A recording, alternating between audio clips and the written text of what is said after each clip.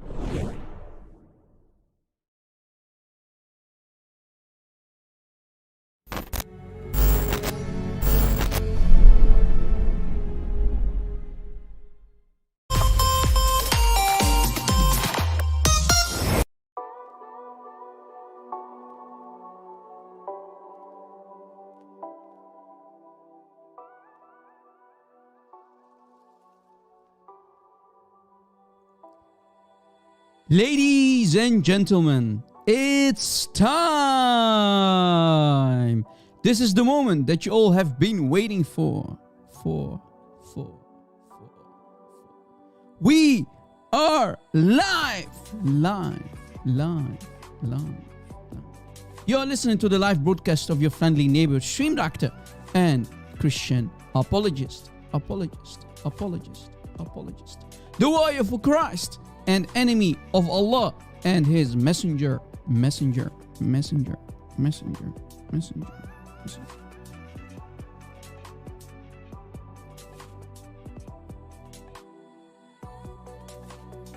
This is your favorite YouTuber. Now, speaking from cave, Hira. Rob Christian.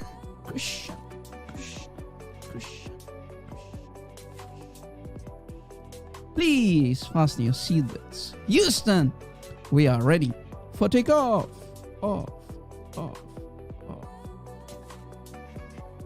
We are back, baby. We are live, baby. Let's go. Hello, guys. Welcome. God bless you. Nice to see you. Admins, welcome. We have Chloe Waked, Deborah Rai, welcome, sister and brother. God bless you. GPR, servant of Christ. I'm not sure if there are others. I see Longus of Jerusalem. Hello, my friend. Long time no see. God bless you.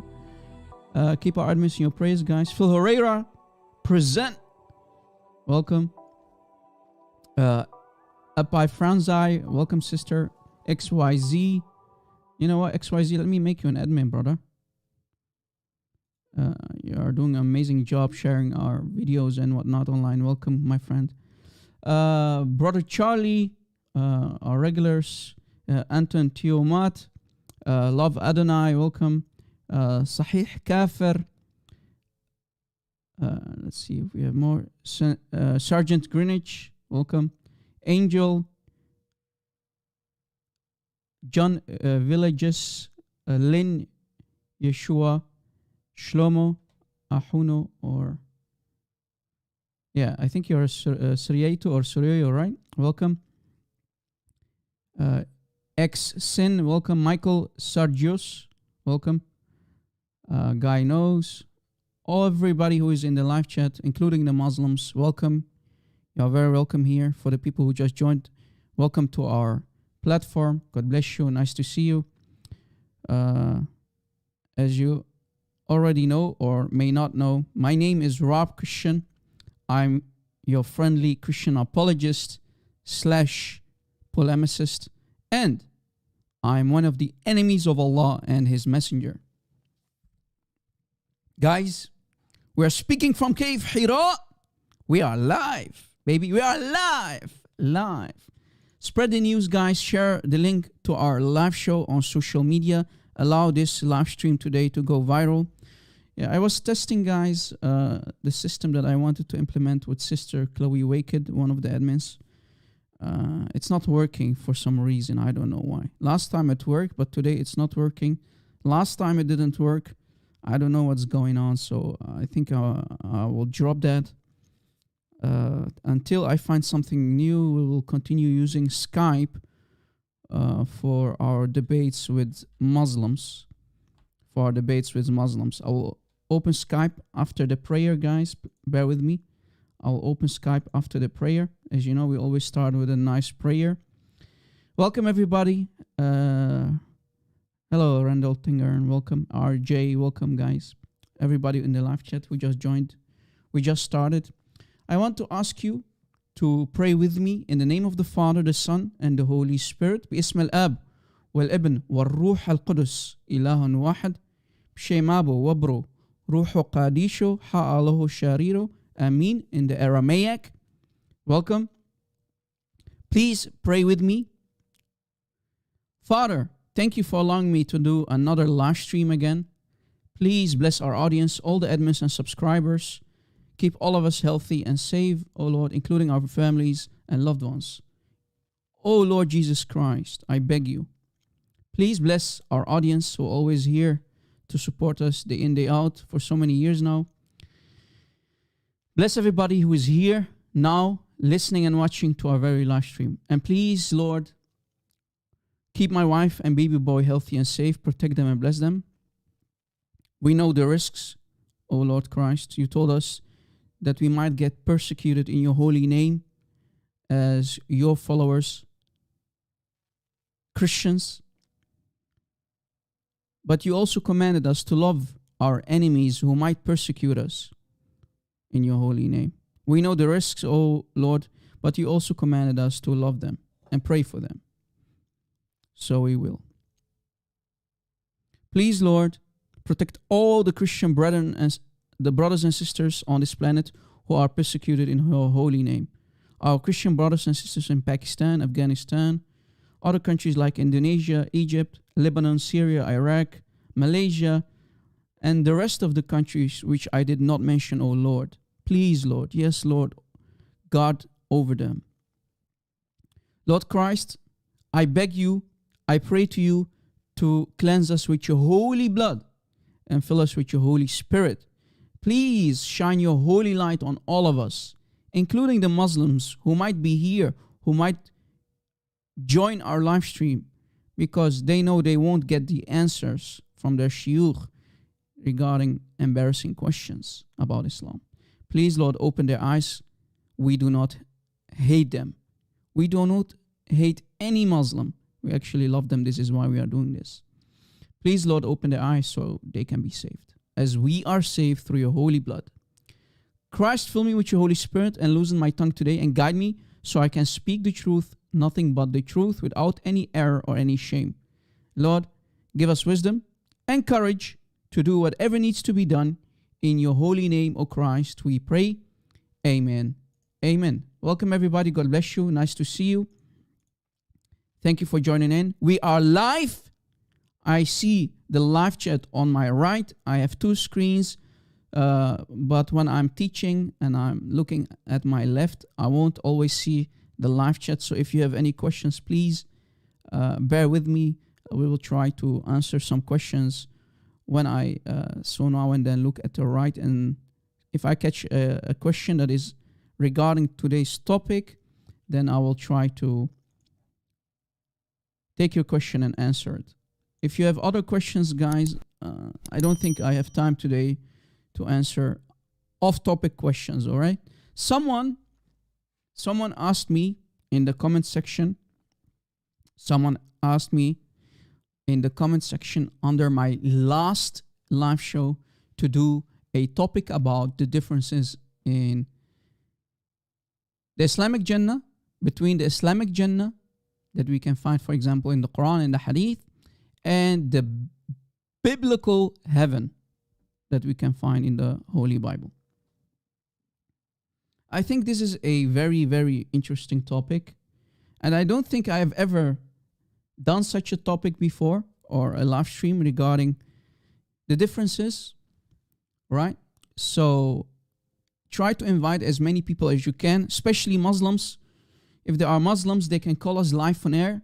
Let me open Skype. Only Muslims, you know the basic rules, guys. Only Muslims can call us But when we are finished, in the end, we will also open the phone lines for, let's say, Christians who have questions, okay?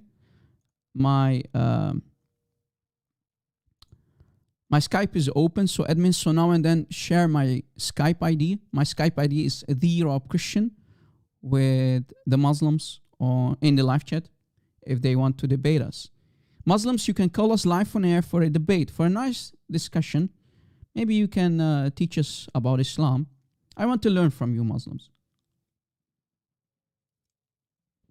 And Christians, if you know web-based programs, and I'm not talking about StreamYard, it's not going to work for me because I use OBS. Not these streaming web-based programs. I'm looking for a program that is web-based, that you can basically copy a link and share it. And for some reason, I tried a web-based program. It didn't work for me. Maybe you have some beautiful ideas that we can implement. I don't know. I'm kind of stuck. I want to use a web-based program where you can copy an invite link, send it to the Muslims so they can simply click on the link, put their name in, and join us. Because many Muslims always cry and have this standard excuse, I don't have Skype. Skype is working fine, but it's outdated, to be honest with you. I want to replace it with an online web-based system, but I'm kind of stuck. I have no idea which one to use. Yeah, get sucked for Allah, Deborah. I tried, before going live, I tried to test a couple of things with Sister Chloe Wakeett, but it was not working. I could hear her, but she could not hear me. I'm not sure why it's not working. Right? It's driving me crazy, so I dropped it. Yeah, but again, Sahih Kafir, not every Muslim is on Discord. So you have to download Discord, join a server. It's too much. I just want a web-based kind of system that is free. I know there are many roads to Rome that you can use and use an invite link. I don't want to pressure the Muslims because they already have excuses. I can download the program, just a web-based kind of freeware stuff, right? That is working. So don't tell me about Discord. I know about Discord. You're not helping.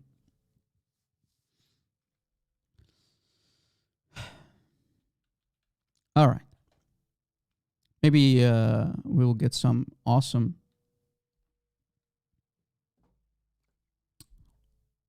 programs from you or something. We'll see. Think about it, guys. Maybe you can put it in the comment section later after today's live show, and I will see if we can use your advice. All right. This is the topic, guys, today. The Islamic Jannah versus the biblical Christian heaven. All right. For the Muslims, let us start first with the Christian heaven, the biblical heaven. For the Muslims, if they read our Bible, they will say, hey, your heaven is really boring, man. Your heaven, Christians, is really boring. It's boring, man. Oh, okay. I will take that. Why they will say that? Because they know if they read the Bible, they will see, they will understand the following. Read with me, guys. This is Mark chapter 12, Mark 12, verses 18 to, let's say, 25.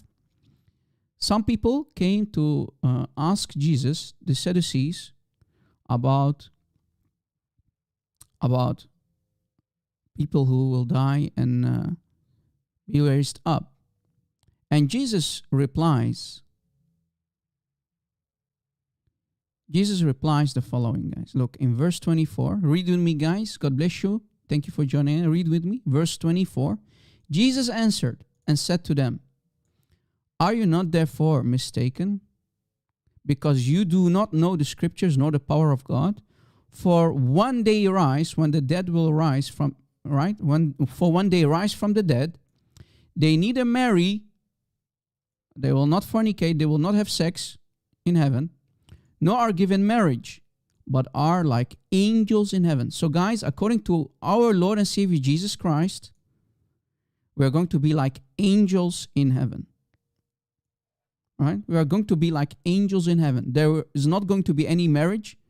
A man and a woman will not marry in heaven. We will not have sexual intercourse, God forbid, in front of God. That would be pure blasphemy. Right? It's not going to be like in Islam, and we will go there. It's not going to be like a live porn movie, God forbid, like the Islamic brothel, which they call Jannah, right? The Jannah of Islam, which is nothing but a carnal place where Allah is going to enjoy. Allah will look upon the heavens, which they call Jannah, and Allah will enjoy the fornication and the basically a live porn movie.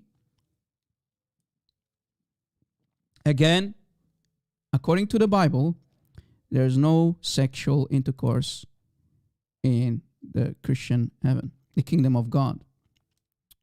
That would else be utter blasphemy. God forbid, man. How can God claim to be God but allow such carnal pleasures like in Islam? Muslims don't think about it. How can God be holy? How can you claim that Allah is holy while Allah allows you to do all kind of sinful acts in His Jannah? All right? Women who will look like porn actresses, and men who will have endless, eternal, erected penises and whatnot. God forbid, man. This is pure filth, pure blasphemy. And for the people who do not know, maybe there are some Christians out there, including the Muslims, of course. They don't know that the Bible, guys, I want you to focus and maybe take notes or take a screenshot. The Holy Bible, if you study the Holy Bible, or if you have studied the Holy Bible as a Christian, you'll understand that the Bible is talking about heavens. The Bible speaks of heavens. The Bible speaks of heavens. According to the Bible, if you read it carefully, examine it carefully, there are 3 heavens according to the Bible. 3 heavens, Rob? Yes. 3 heavens.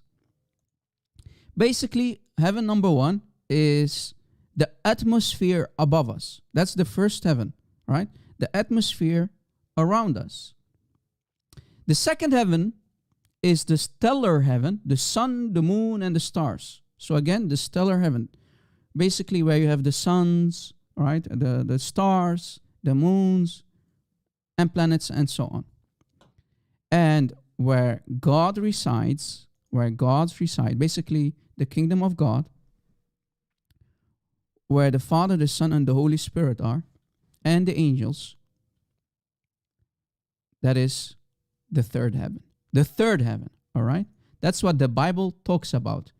Rob, can you give us some sources? Yes. Now, for example, if we go to 2 Corinthians, and I know the admins can give the links. 2 Corinthians 12, verses 2 and 3, you will see that Paul is talking about a third heaven. A third heaven. Let me copy that part. A third heaven. The Apostle Paul is talking about a third heaven. Such a one was caught up to the third heaven. Right? Do you see it? So there must be the first heaven, the second heaven, since Paul is talking about the third heaven, right? And other places that we can find.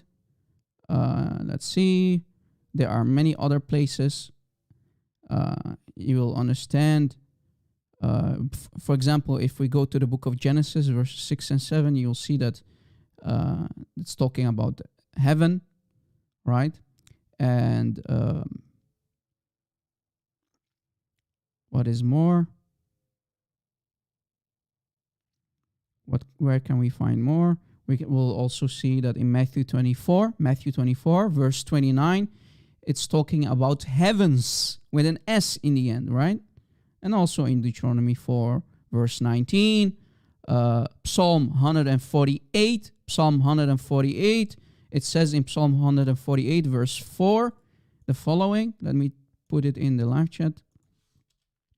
Praise him, you heaven of heavens. Do you hear it? You heaven of heavens, and you waters about the heavens, again with an S. So there are multiple heavens, and it's on the screen for you, right, guys? So you see, we gave you multiple sources, multiple references from the Holy Bible that there are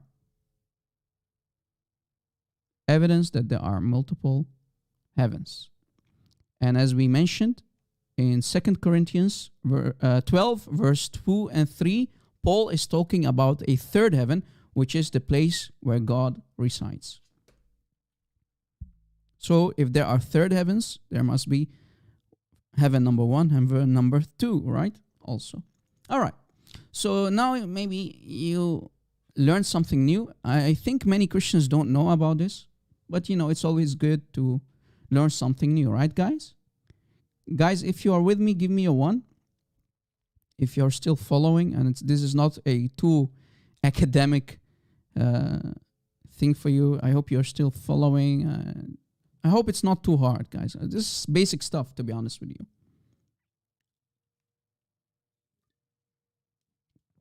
Guys, have you heard of this before, that there are 3 heavens according to the Bible? I hope this is not new for you. Don't feel ashamed, guys. Don't feel ashamed, because there was for me a time too to learn or heard about this kind of information for the very first time. Right? We are all students of knowledge, right? We are all students of knowledge. Again, heaven number 1, the atmosphere that surrounded us or surrounds us. The celestial heaven, which is basically where the moons, the stars, the celestial bodies are. And the third heaven, that's the place where God and his angels resides.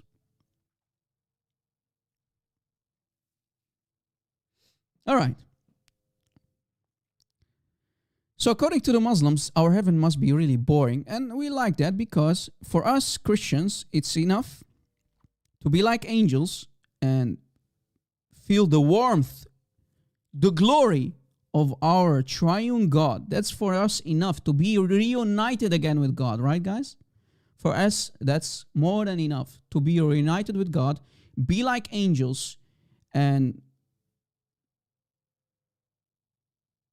to feel the glory, to see and be reunited with our Lord as we were united with him in the beginning, right? When Adam and Eve were in the Garden of Eden. That's our only goal, to be reunited with God. But Muslims, they want more. Muslims, they think they will get more. Boy, oh boy, they are nothing but deceived, poor, deluded human beings. Islam is nothing but a fabrication. Islam is nothing but a fabrication. Now let us start, guys, from now on, let us start talking about the 7 heavens of the Quran and Islam. And how Muhammad, when he started to fabricate Islam, he came with the idea of Islam, and he got the help of Khadija, his first wife, basically his boss, the man of the house, Khadija herself, with the help of her cousin, Waraqah ibn Nawfal. They made Muhammad the prophet of the Arab world. The world that they call the Hijaz, which is the area, where is Mecca and Medina. Welcome, guys, the people who just joined. Let me from now on take you with a journey with me. We're going to go through the Muslim sources and see what the 7 heavens and so on are all about. And I think this is a really interesting topic, guys. We just told you how our heaven basically will look like. And now, from now on, we're going to talk about the Jannah of Islam. The Jannah of Islam. According to Islam, guys, there are 7 heavens in the Quran. 7 heavens, all right? And Muslim jihadi boys, the jihadi boys, they will fight. The true Muslims, not those hypocrite Muslims here in the West, these moderate Muslims.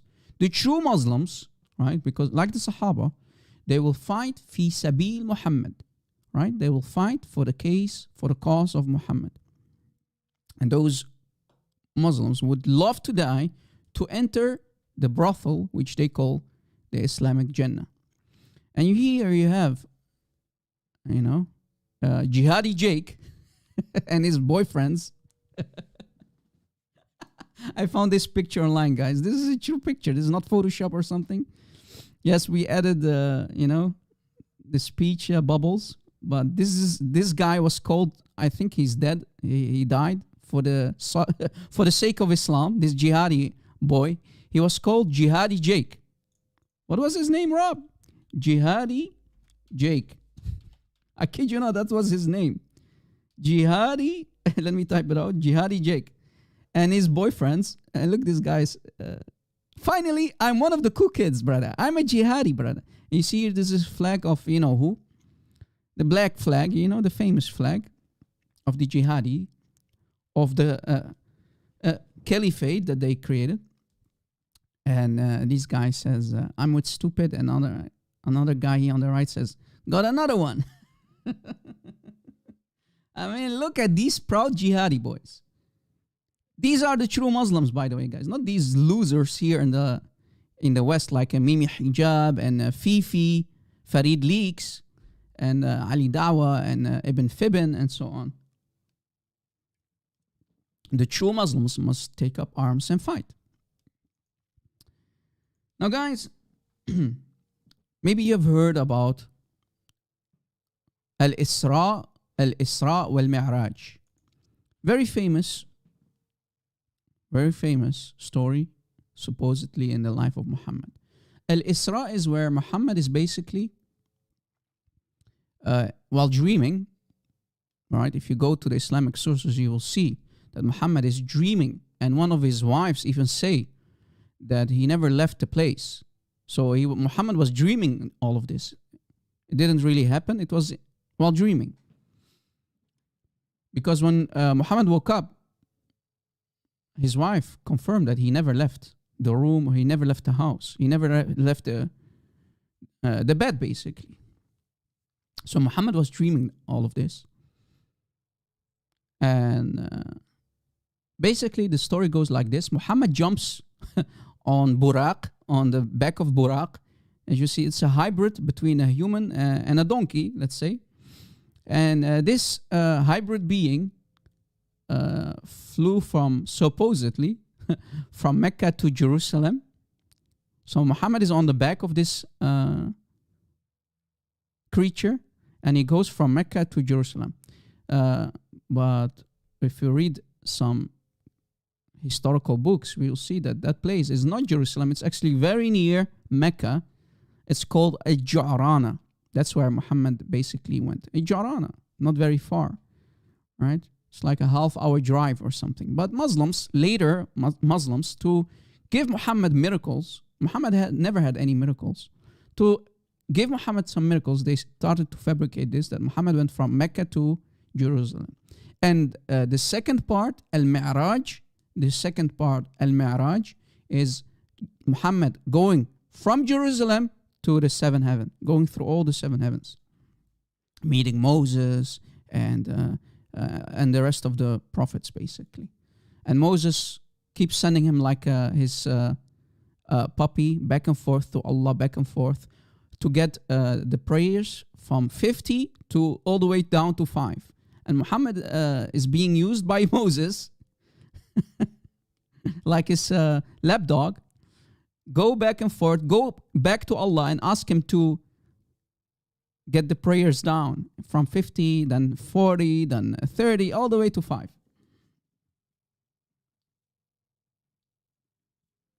Very funny story, guys, and we can find this in the following hadith. Al-Mi'raj, guys, so the second part, Al-Isra, والمعراج. So the Mi'raj part is not in the Quran. It's only in the hadith that came more than 200 years after supposedly the Quran.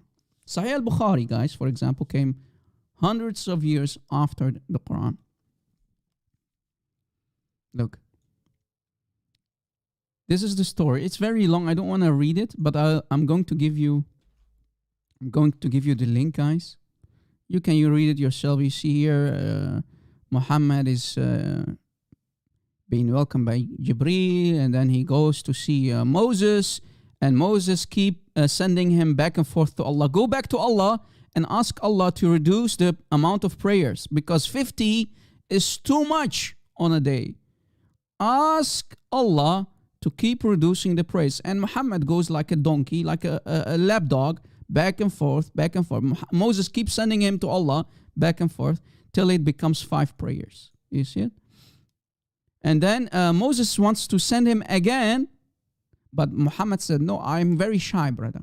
Guys, brother, audience, brother. Muhammad is very shy. He doesn't want to go back to Allah to reduce it, let's say, to 1 prayer. 5 prayer, brother, is good enough. 5 prayers per day is good enough.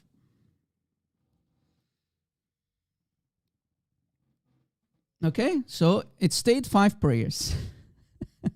Lord of mercy.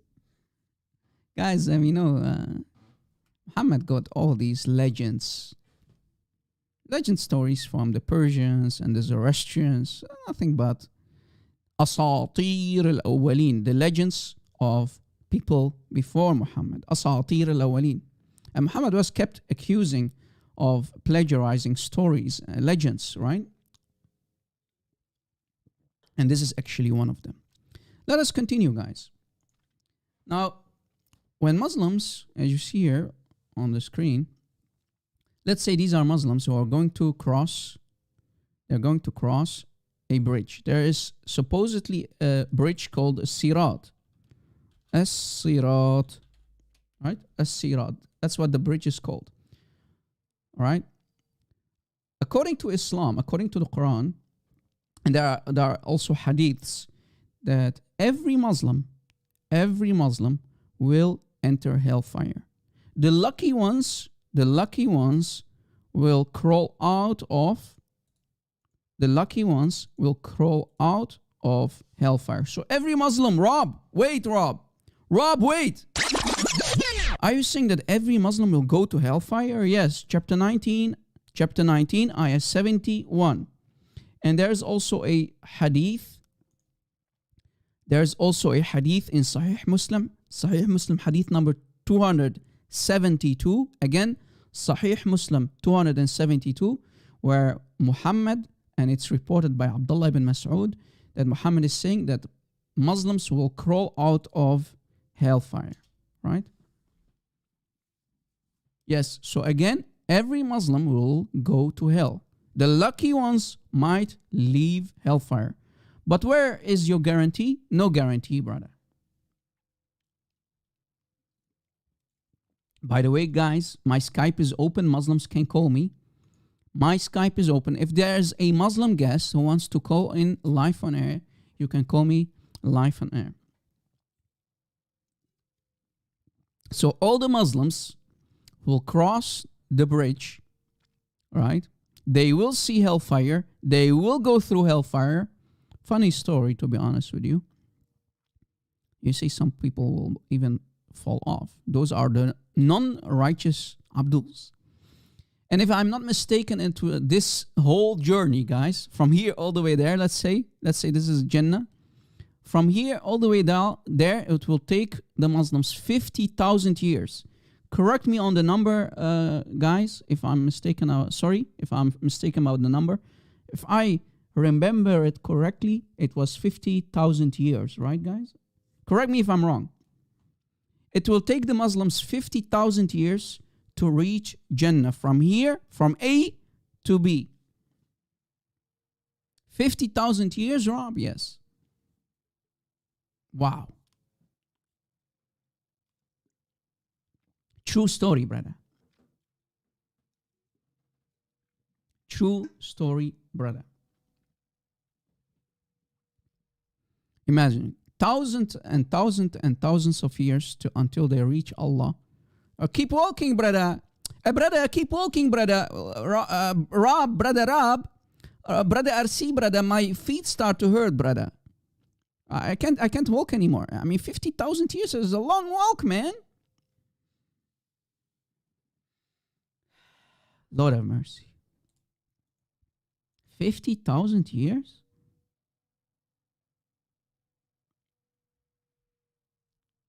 Crazy, crazy, crazy.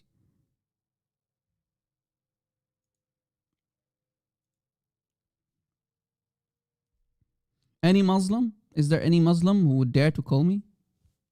I would love to have a conversation with a Muslim. Respectful. Muslims, please, when you call us, please, I know you love to troll and I know you love to call us haters, but we only are here to have a nice, respectful discussion. I don't hate you. Let us be civilized. Why can't Muslims be civilized? I just want to have a normal conversation. We have a beautiful crowd here. We have more than 230 people watching.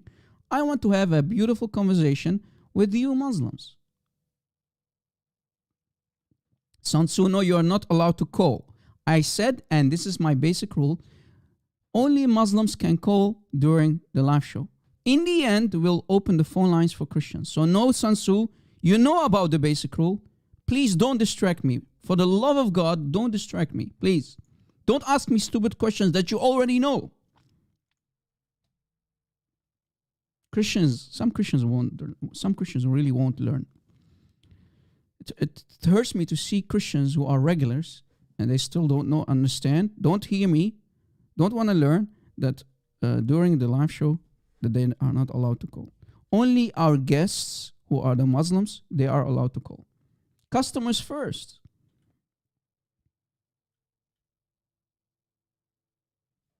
All right. And if you finally, there's no guarantee. Again, there is no guarantee. If you finally reach Jannah, you are a very righteous Abdul. Oh, my righteous Abdul. After the test, guys, there's going to be a test in the grave. Remember? The punishment of the grave. I made a beautiful video and cartoon about it, guys. Remember? After you succeed, you finish your test, your exam, and the angels will not hammer you down with this huge sledgehammer, and you can answer the 3 questions. Who is your Lord, and who is your this, and who is your prophet? What is the name of the prophet? Muhammad, brother. If you succeed and you pass your exam, finally you are allowed to enter Jannah. And when you're going to enter Jannah, there are going to be 8 doors to Jannah. Rob, 8 doors? Yes. Beautiful story. 8 doors. And these are the names of the doors, guys. Let me scroll down. Bab al-Salat, Bab al-Jihad, and they give, and they attribute all kind of descriptions to these doors. If you are a jihadi boy, you died through while doing jihad, you kill many Christians and Jews and so on, many kafirs and unbelievers, you will be guided through this door. If you are a jihadi boy, like, jihadi boys, brother. You understand, brother? Yes, brother. So, if you are jihadi Jake, you'll enter through this door. If you pray a lot, brother, you will enter through this door. And so on. And there are 8 doors, guys. There are 8 doors. And if you went to Hajj, brother, you will enter through this door. What will happen if I did Hajj and I did prayer and I did jihad? Well, you'll be split in 3 parts, and all of your 3 parts will enter those 3 doors. Makes sense, brother. This is the logic, brother. Imagine, guys, you did jihad, you are always praying 5 times a day, and you did Hajj. You'll be basically split in 3 parts. One of your parts will enter here. Maybe your leg will enter there. Maybe your shin, brother, your left shin will enter this door. I don't know. I'm not a Muslim. Don't ask me. Any Muslim?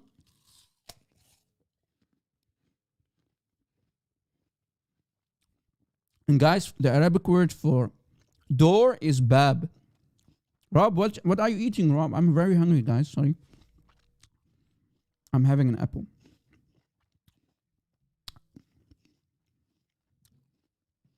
Sorry for that.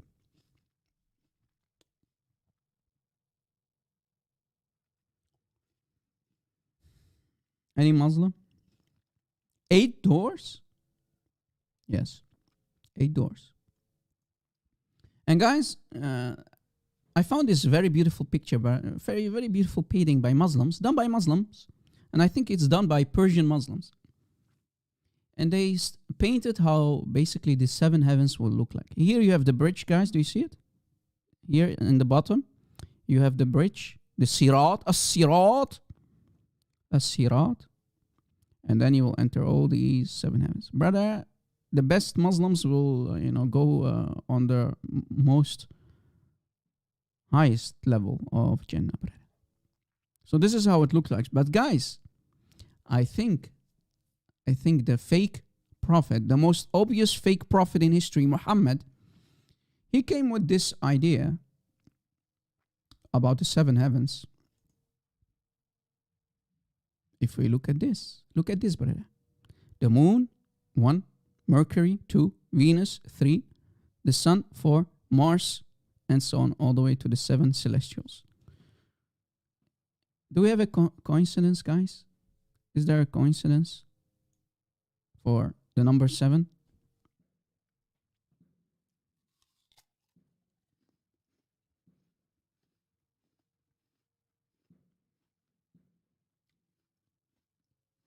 Hello, brother Sheikh Umud. How are you, brother? Oh, we have a Muslim, I think. Beautiful. Yes, hello? Hello? Yeah, hello. Are you the guy with the bad background noise? For the love of, for the shin of Allah, can you do something about the background noise before you call me? I cannot do it. Okay. Last time you gave me a huge headache. Please, man, fix your mic, fix your. Don't go inside a restroom or a bathroom, brother. You entered the wrong door, brother. Take the right door, brother. There are 8 doors. Why are you taking the 9th one? Guys, last time the same kid called me and it gave me a headache. And I already today, guys, I didn't want to tell you, but I have a huge headache right now. Honest to God, I'm not lying. I have a huge headache. So every noise will make it even more worse.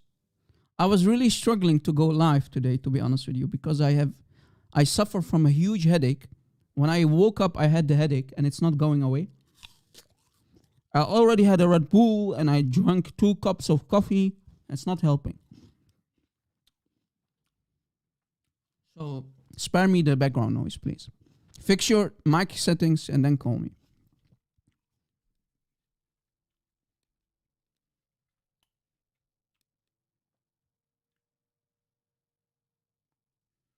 Fix your mic settings and then try to call me.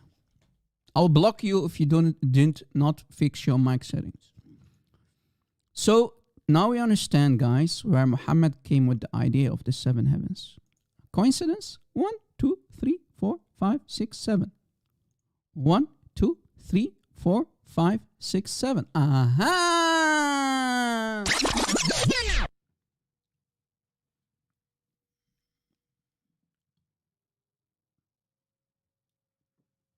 Brother Charlie, yes, but only the men. Brother Charlie is asking, Rob Christian, just a second. Just a second, brother.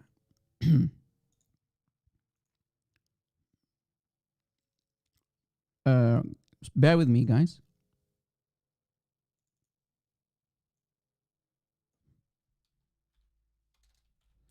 Bear with me.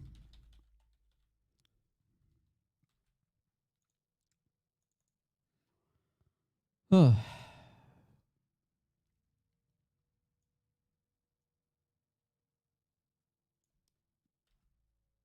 Bear with me, okay?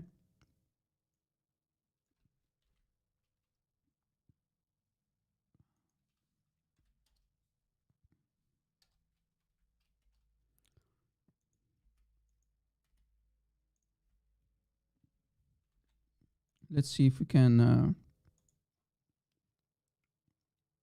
Yeah, this is beautiful, brother.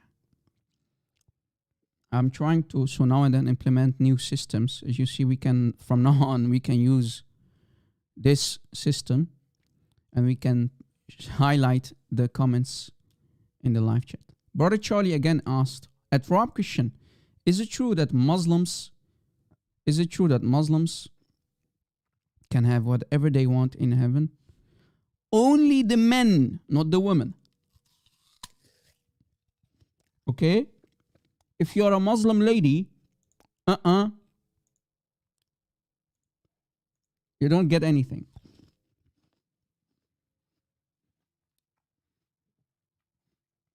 And we will talk about it during today's live show, guys. Please bear with me. You are 10 steps ahead of me. This is why I always say, if you have questions, please. We're going to mention. I got you covered, brother. So bear with me, okay? All right. Let us continue talking about Jannah. Rob, you're very slow today. Yes, I know. I have a huge headache, guys. And I really want to go slow today.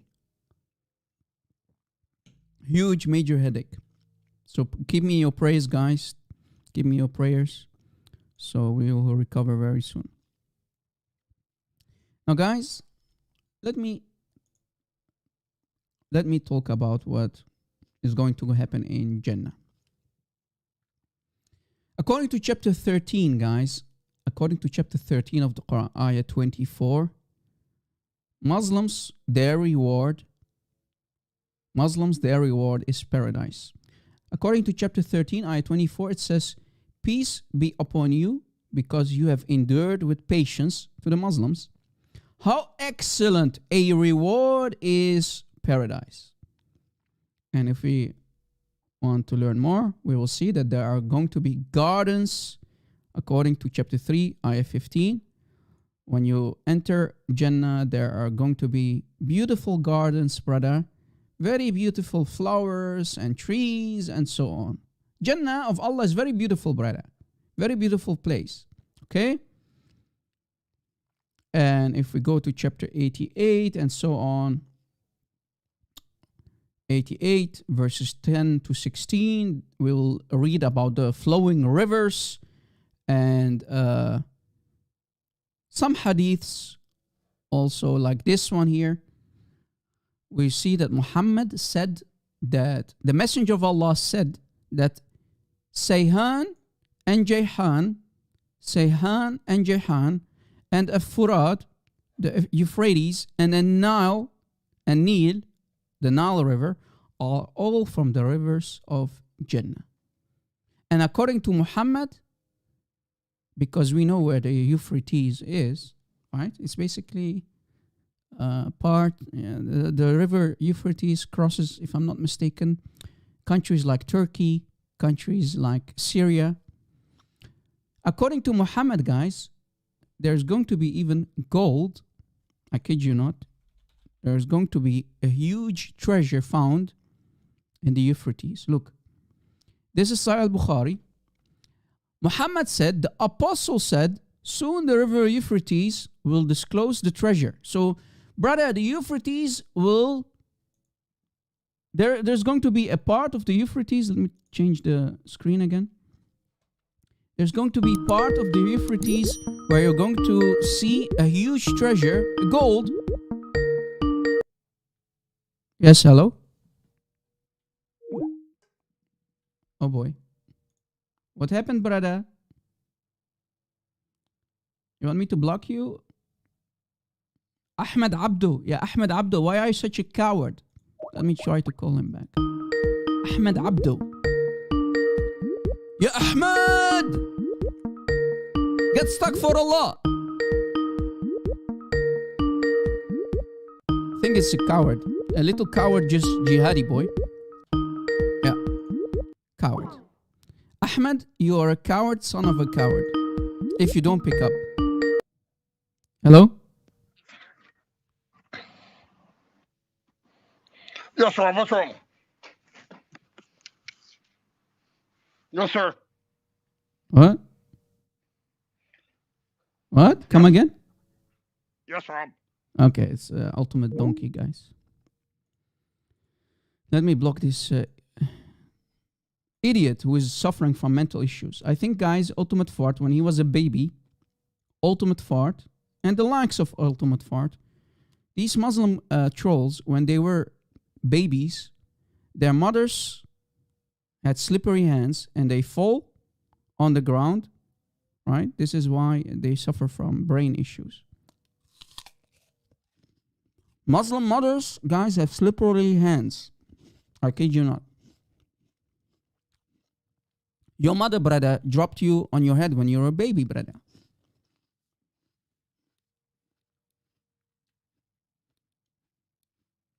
Chirkid Abduls. Right?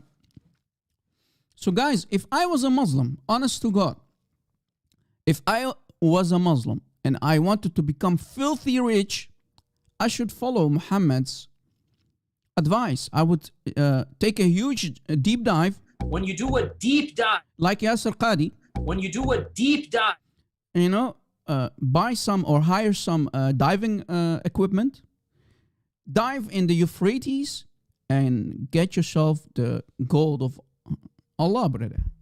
Very beautiful gold that is hidden in the river, the Euphrates.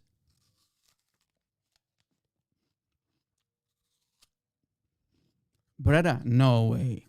Why are Muslims not diving in the Euphrates?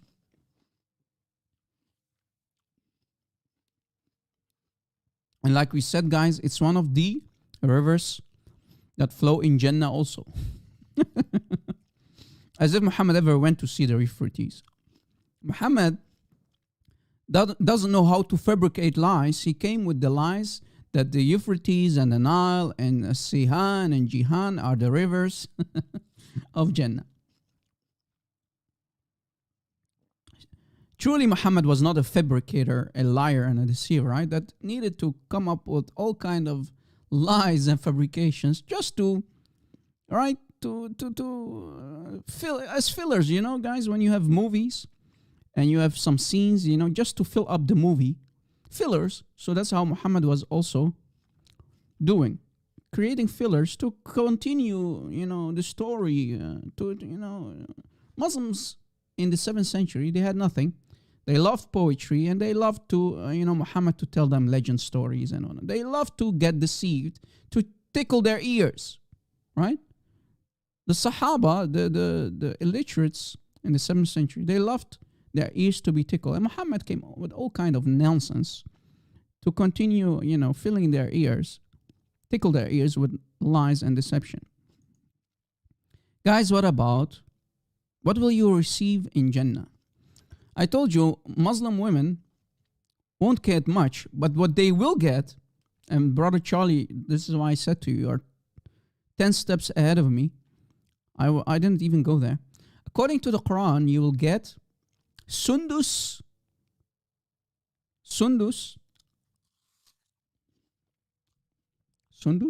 yes, or Istabraka. You will get what, Rob? Sundus was tabraka. What is that, Rob? It means fine silk and gold, basically a gold bracelet. Like this.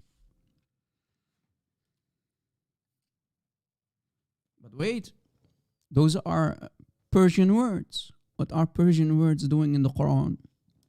I thought the Quran is a perfect Arabic book, but we find Sundus. Sundus is not an Arabic word. It's a Persian word. Istabraka, same story, Persian word. What are Persian words doing inside the Quran of Allah? Or let alone, why are Muslims in the Jannah of Allah? Why are they going to get Persian stuff? Doesn't make sense.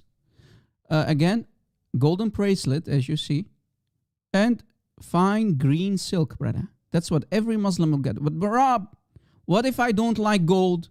Maybe I want a platinum. Well, forget about it. You have to deal with it. You will get gold. You don't like gold? That's not the business of Allah. That's not Allah's business. That's not Allah's issue. It's your problem, okay? You will get gold. You don't like it, you like it. That's not Allah's problem. But Rob, I don't like the green. I don't like silk. It will itch my body. It will give me itches. Well, again, that's not the business of Allah. Deal with it.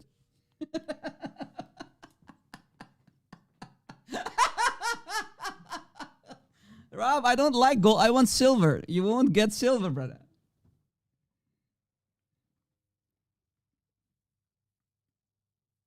Oh boy.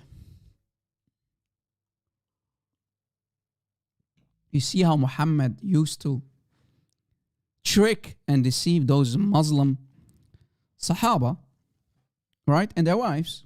You know what? If you're going to fight for me, you're going to do jihad for me, brother, if you die, you will go to Jannah and Allah will give you gold and you will get fine silk. Truly, Muhammad was not deceiving his Sahaba, right? In the 7th century. Until now, you think you will get all these kind of carnal, earthly things, Muslims.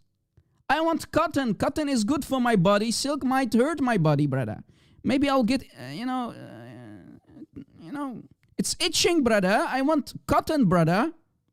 Well, deal with it. You won't get cotton, brother. You'll get silk. Deal with it. Oh boy. So again, what is Sundus doing here? The word is Sundus. This is Persian word. And istabraka, wastabraka. These are Persian words. What are Persian words for silk and gold bracelets? What are they doing in the Quran of Allah? Allahu A'lam. Allah knows best, brother. And what will you get more? You will get 80,000 boys, brother, that will not bleed. What? What, Rob? I will get 80,000 servant boys that will with eyes like pearls? Yes. And they will not bleed? Rob, why did you mention the bleeding? Well, here it says, وَلَا يُنزِفُونَ. What? The young boys that will look like pearls, with eyes like pearls, they will not bleed? And those are there only to serve you for the men? Yes, brother. For the men only. Yes, brother. Look here, I put the word here. Look. إِنَّهُمْ يَنْزَفُونَ, meaning they are bleeding. Some Muslims will say it doesn't mean that the young boys will bleed. Well, the word is يَنْزَفُونَ. Look, this is the word here. Compare it with the Quran. وَلَا, meaning, and they will not bleed. Uh-oh. إنهم ينزفون. Look. إنهم ينزفون. Do you hear? ينزفون. They will bleed. They will not bleed. So if you're going to F the young boys, Lord have mercy.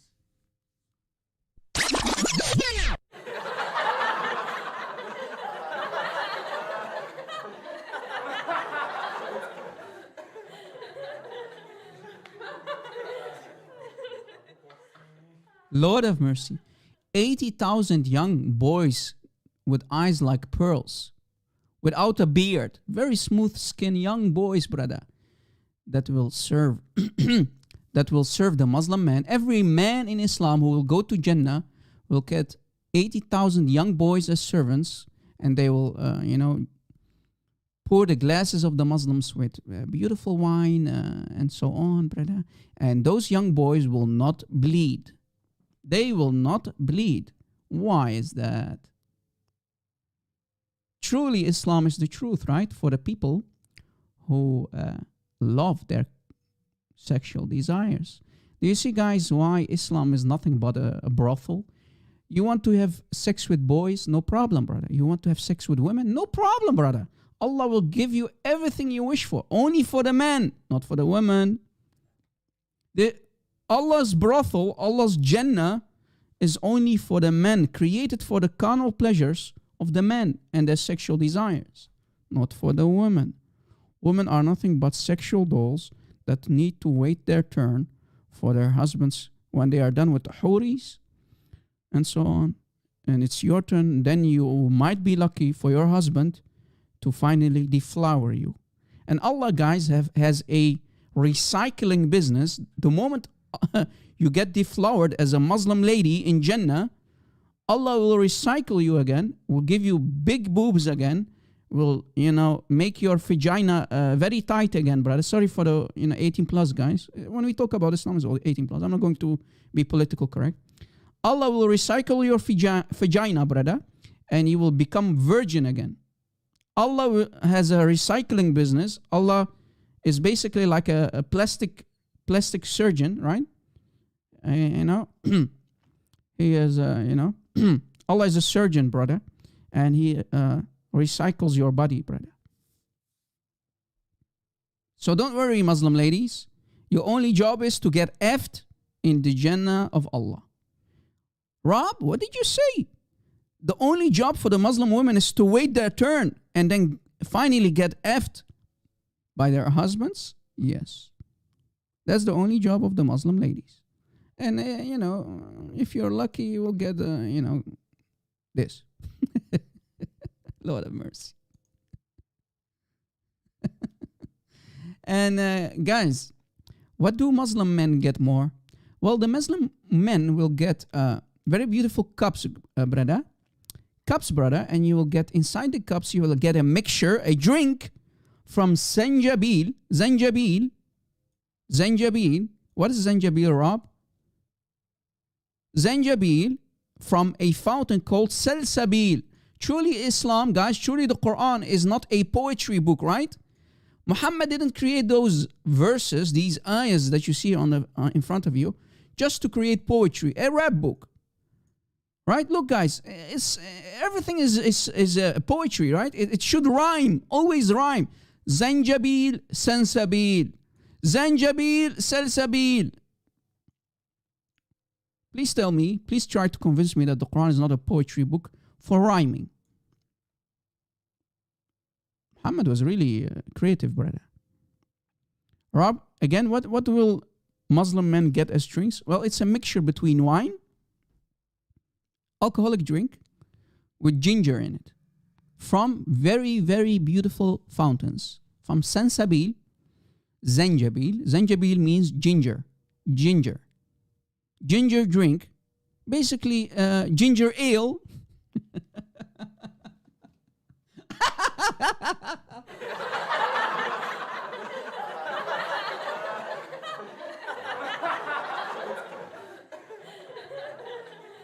Guys, Allah is a nice bartender. He will serve Allah's, if you go to Allah's bar in Jannah, Allah will serve you, the bartender himself, Allah will serve you ginger ales, brother. Ginger ales, Rob? Yes, brother. Anyone thirsty in the live chat? Any Muslim who is thirsty in the live chat, please call me live on air. Guys, where are the Muslims, man? Invite Muslims, Christians, we have homework to do. I think today's live show is really interesting. I am interested in a Muslim conversation with a Muslim. Maybe he can teach us and tell us about Jannah, brother. I want to learn from you about your Jannah. Can you tell us something, man?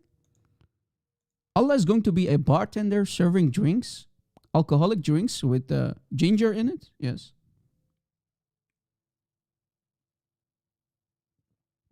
Amy Lesty, I'm waiting for you, Amy Lesty. Mr. Amy Lesty, can you call me live on air? I want to learn from you about Islam. Why do you think Islam is the truth? Why do you believe in something called Jannah and so on? Call me, man. Yalla ya akhi. You can chat? Oh, why is that? I thought you Muslims, you are followers of Deen al-Haq. You are followers of the religion of truth. If you are followers of the religion of truth, which is Islam, what is holding you back from calling us live on air? We have a beautiful crowd. We have more than 270 people watching. That's a huge, nice crowd, right? And thank you again, people in the live chat and so on. Thank you for being here. I cannot do this on myself. Thank you for being here. Thank you for your support. Muslims too, you're very welcome to call us live on air. You are our beloved guests. We don't hate you, Muslims. We actually love you. We just want to learn from you about Islam. So call us live on air and let us have a nice conversation. Ginger ale, yes, that's what you will get served. But what if I don't like ginger? Well, that's not Allah's business. You will get ginger ale. You don't like it? That's not Allah's business.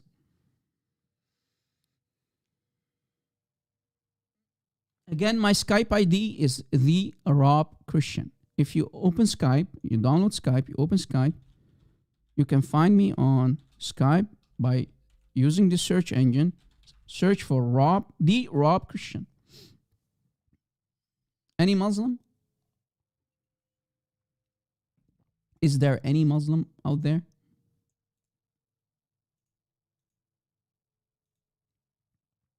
Is there any Muslim out there, guys? Any Muslim who has the courage and the knowledge? Rob, what about the tafsir? What about the tafsir? If we go to Ibn Kathir, this is Ibn Kathir. Let me give you the link. This is the Ibn Kathir, right? To understand what is going on, look, guys. And they, the Muslims in Jannah, read with me, please. And they, the Muslims in Jannah, they will be given a drink of a cup, inside a cup, brother. I like that it's a cup, brother. All right? So a cup mixed with zanjabil, ginger. Do you see it? So zanjabil, this word here, zanjabil, is ginger. So you will get a cup, a cocktail. Allah is a nice bartender, brother. And he will serve you mixed alcoholic drinks. Ginger, brother. Right? The righteous Abduls will also be given a drink from these cups. Meaning a drink of wine. You see it? It's a nice little drink, brother. Allah is a nice bartender and he will serve you drinks. Mixed with sanjabil. Wine mixed with ginger. Okay, thank you very much, Rob. Very cool drink, brother. Right? Any Muslim who will say no, this is a lie? Nani? If you are from Japan, you'll say, Nani? Allah is a bartender? Nani?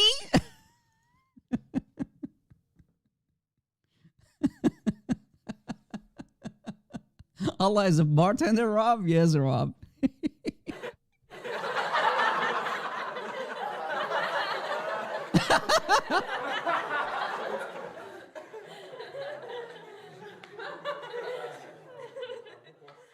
Truly, Muhammad was not fabricating all these nonsense just to get this jihadi boys to fight for him. If you die, brother, Allah will bring you to Jannah, and you're going to be served with all kind of cold, lovely drinks. You need to remember that Mecca was one hot desert, man. So, brother, it's really beautiful that you're going to get drinks, very cold drinks, brother, with some ice cubes. All right? Allah will be your personal bartender. You will get houris that you can deflower for eternity. Your penis will stay erect for the rest of eternity, brother. Don't worry, be happy. Allah got you. Allah got you, brother. Allah got you. Okay? Don't worry, be happy.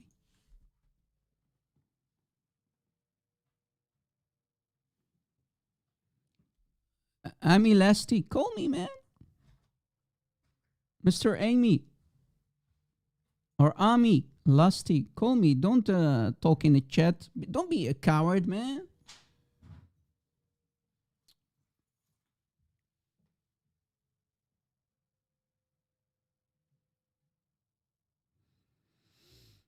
Any Muhammadan? I want to talk about Harut and Marut. Welcome, ex-Muslim Samir. Nice to see you, my friend. God bless you. We have many ex-Muslims with us, guys. We have Sheikh Umud. I think Sheikh Umud was here. Is Sheikh Umud still here? I don't know. We have many ex-Muslims, guys. That's beautiful. Harut and Marut, guys. Muslims, I want to talk about Harut and Marut with you. Can you call me live on air? Sheikh Umud, God bless you, brother. Guys, before we go there, maybe you will lucky, maybe Muslims can download Skype. Small coffee break, commercial break by our dear brother and admin, Sheikh Umud. Coffee break, be right back. Be right back, don't go anywhere, guys. Be right back.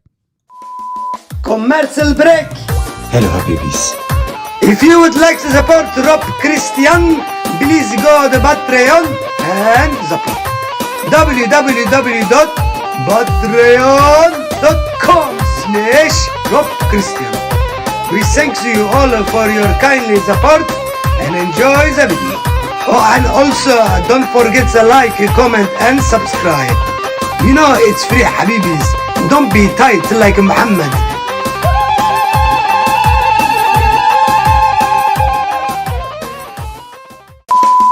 Commercial break. Hello, Habibis. If you would like to support Rob Christian, please go to Patreon and support. www.patreon.com/Rob Christian. We thank you all for your kindly support and enjoy the video. Oh, and also don't forget to like, comment and subscribe. You know it's free, Habibis. Don't be tight like Muhammad.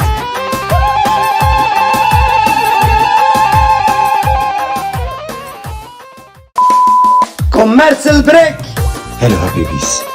If you would like to support Rob Christian, please go to Patreon and support. www.patreon.com/Rob Christian. We thank you all for your kindly support and enjoy the video. Oh, and also don't forget to like, comment and subscribe. You know it's free, Habibis. Don't be tight like Muhammad.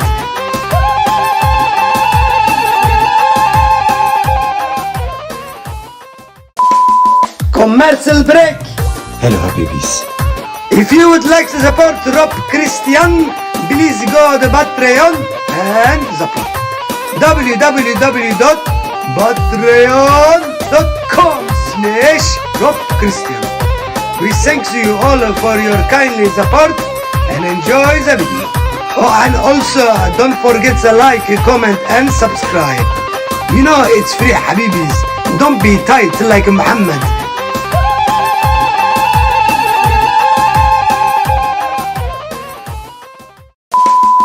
Commercial break. Hello, Habibis. If you would like to support Rob Christian, please go to Patreon and support. www.patreon.com/Rob Christian. We thank you all for your kindly support and enjoy the video. Oh, and also don't forget to like, comment and subscribe. You know it's free, Habibis. Don't be tight like Muhammad.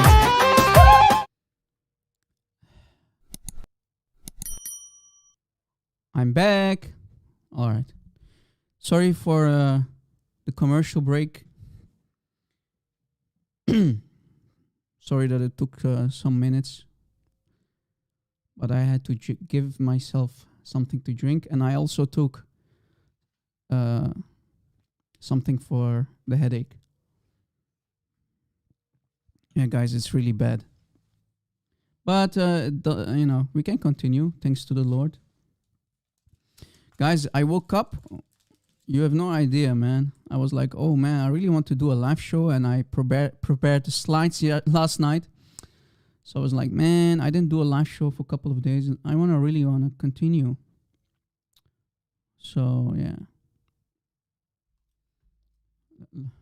Give me your praise, guys. Maybe the headache will go.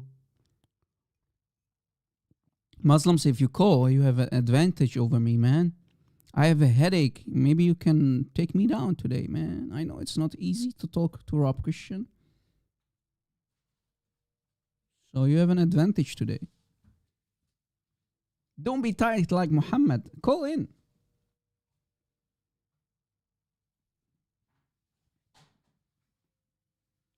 Come on, Rob.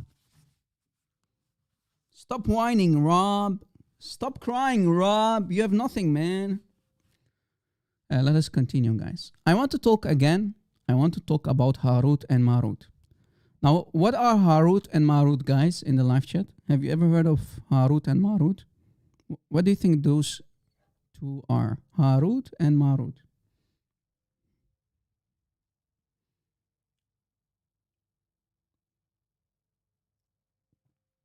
Yes, what is called again? The Reliance of Traveler is translated. I want to do a live show in the future about it, but see. Basically, that's the true Islam. You know, actually, Sharia and fiqh and so on, the ruling actually abrogate many things, right, in Islam. The true version of Islam is fiqh. The true version of Islam, ruling, and so on, the Sharia.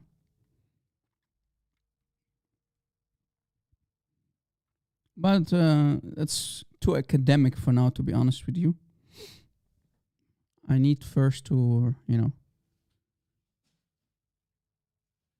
create some slides and whatnot. Guys, you see, this is why I always say, Christians in the live chat, this is why I always say, you keep distracting me. What has that to do with my today's topic, right? Guys, please don't distract me, man. We are talking about a topic. We have a topic today. The topic is Jannah versus heaven of the Holy Bible. The Jannah of the Quran, the Jannah of Islam versus the heaven of Christianity, the heaven of the Bible. You're distracting me, man.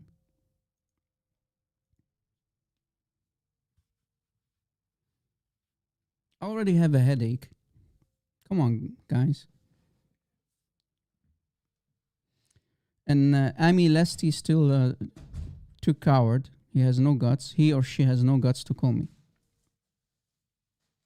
I want to learn from you, man. Call me live on air, man. Any Muslim customer, any Muslim guest, call me live on air. You see, we have it in the pinned up comment. My Skype ID is the Rob Christian. Call me.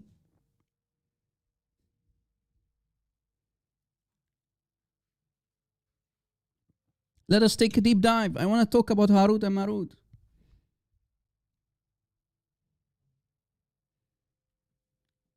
Yalla, Muslims who call themselves students of knowledge. Let's talk about Harut and Marut.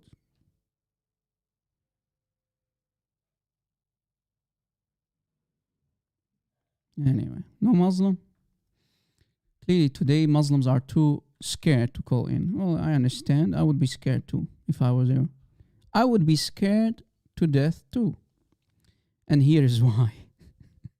Guys, if we open the Quran and we read the tafsir, when I saw this the very first time, guys, I was shocked.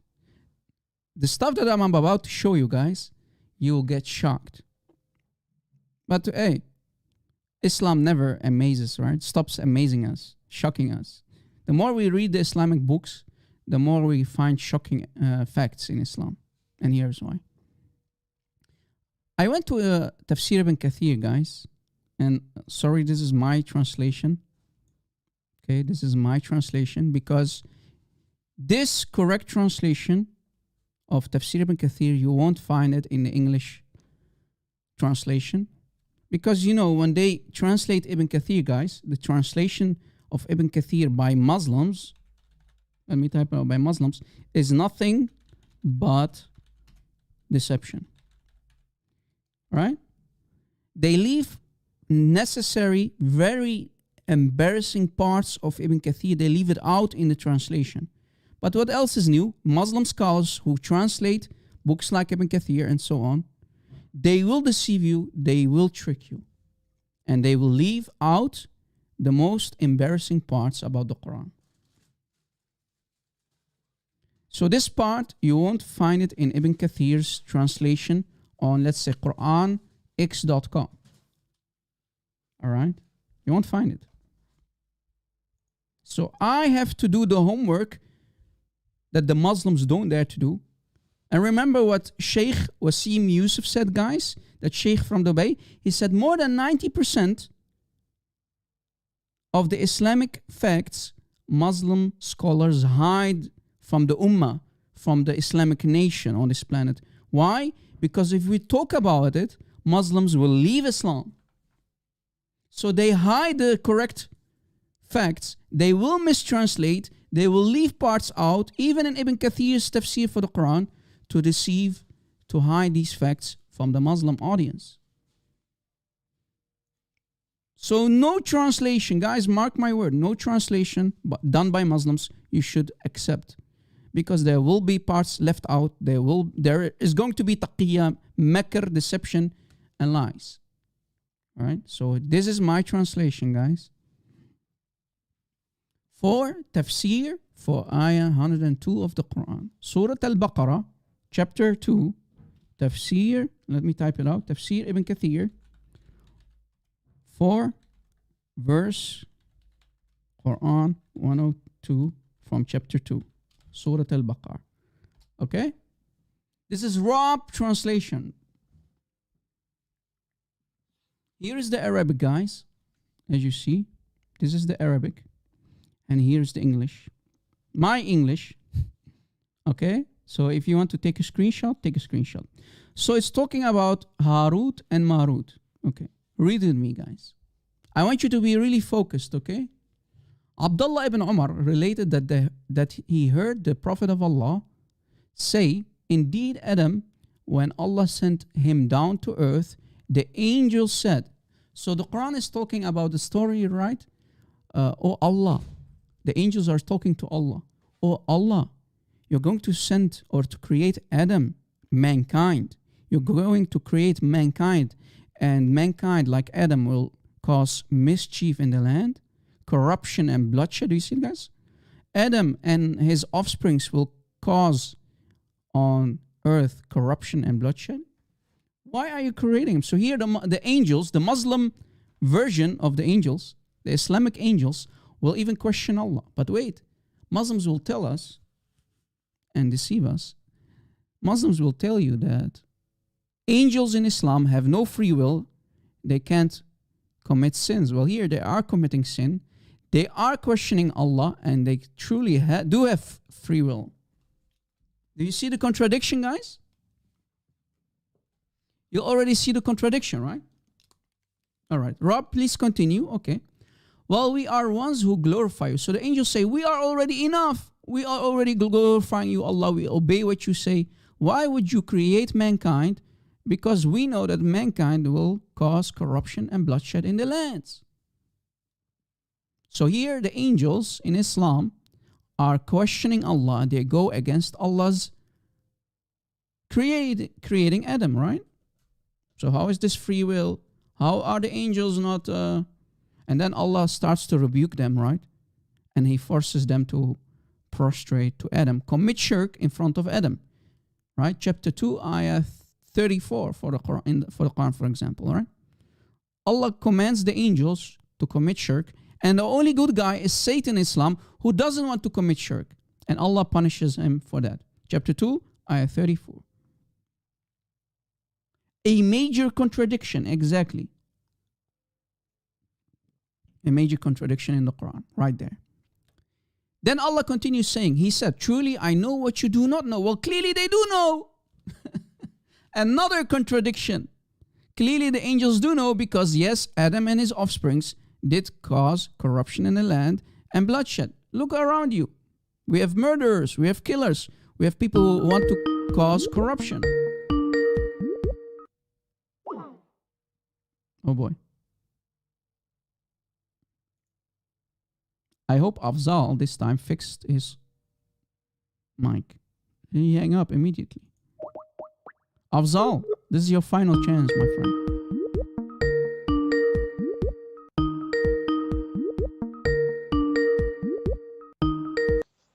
Hello? Hello? Hello, Afzal. Are you showering yourself again? Are you in the shower? Are you under the shower? No. Why is it so hard for you? Why is it so hard for you to fix your mic, man? I don't know what's wrong with my mic. Is it really too hard to fix your mic? Yes, maybe I don't know. I don't know. Did you say inshallah, Afzal? Be honest. Did you say inshallah? I did not say. You didn't say it. Man. Allah Doesn't the is saying Quran, inshallah. doesn't Islam always teach you? You can't do anything without saying inshallah. Yes, we have to say inshallah. But I do Say forget inshallah. it. Say inshallah again. Say it. Say it. Inshallah. Inshallah. Get stuck for Allah. Okay. Afzal, let us give you a chance. You are causing me more headache, but no problem. Afzal, brother. Can you tell me about Harut and Marut? Can you tell me about Harut and Marut, please? What do you think about the story of Harut and Marut in the Quran? There were two angels. They were two who angels. Okay. Yeah, who taught the magic to the people. They did what? Come closer to the mic. You already have a problem with your mic, so come closer so that people can hear you. Last time you spoke like a little girl. Today speak like a man. Come closer. Put your the mic put the mic in your mouth so I can hear you. They taught the magic to the people. Yeah, as if you're licking on a popsicle. So come closer to the mic. Okay? Just let me change one mic. 1 minute. What? Lord have mercy. 1 minute. I'll give you 10 minutes, brother. No, don't worry. I have all the time of the world today. Hello? Yes, you see how easy it is to fix your mic? So you see, you said inshallah, now Allah is helping you, man. You see it? This is much better. Thank you. Get stuck for Allah. All right. Tell me about Harut and Marut. Go ahead. Tell me about Harut and Marut. There were two angels who used to teach magic to the people. Okay. But before they teach the magic, they only teach the magic to those people who had lost their faith. Because act of magic itself is a act in which there is no. It's black magic, right? All kind, yes. Yeah, black, very, white. very evil magic. So, Yes. so let's sum it up here. Let us do a nice summary. You're saying that the angels of Allah, who should be actually good angels, they are teaching evil magic, black magic, to mankind? Yes. And you don't have a problem with that? We do have, but when Allah has made magic, of course it has a bad effect. But so Allah is also- bad? Allah is bad? He's commanding his also- angels to no. teach bad, evil magic to mankind? No. What? No. It also has. You just let me speak. If you'll cut me in between, then how will you hear me? What I want to say. What? For example, Allah has made fire. Fire has bad effect of burning the people if it is burned. But when it is used for cooking the food, it is effect becomes when it is used for cooking food. Yes. Like in our homes. So at that time it has good effect. Okay, very good effect. Why is it then called black magic? What does black magic mean? Is it good or bad? It is bad and it is used to harm people. It's okay. So But what is then- the good? I want to understand your logic, brother. What is the good side of black magic? I want to learn from you. You're the Muslim, not me. Teach me, please. No. See. I do not know that. But they never used to teach any people black magic. They first. What? Once a person came and he asked, "Please teach me black magic." So they said, "No. First go and urinate in the well." And he went and then urinate in the well. Once. Then again he came. Then again they said, "Go and urinate." When he come third time, then they said, "What do you saw?" He said, "I saw my shadow moving and going away from me. So they say, yes, now your faith has gone away. Now you do not have any faith. Uh-huh. You do not think anything good or bad. Now magic can be taught to you. Okay. You still did not. That's very beautiful, brother. I like your story, brother. Thank you very much. But you still didn't tell me, you're talking basically about voodoo. Black magic is voodoo, right? Black magic. What is the good side of something that is very evil, which is black? Even the word explains itself. It's black. Black magic means evil magic. Where is black magic from? From Allah. Who is commanding the angels to teach black magic to mankind? Allah commanding his angels, Harut and Marut, that's their names. And by the way, those are Armenian names from Armenia. Harut. I have a friend actually who is called Harut, guys. I even attended one of his wedding last time. His name is Harut.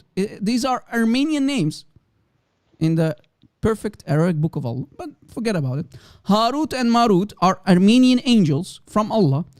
Allah supposedly is the holy God of Islam, but he's commanding his angels to teach black magic, evil voodoo, black magic to mankind.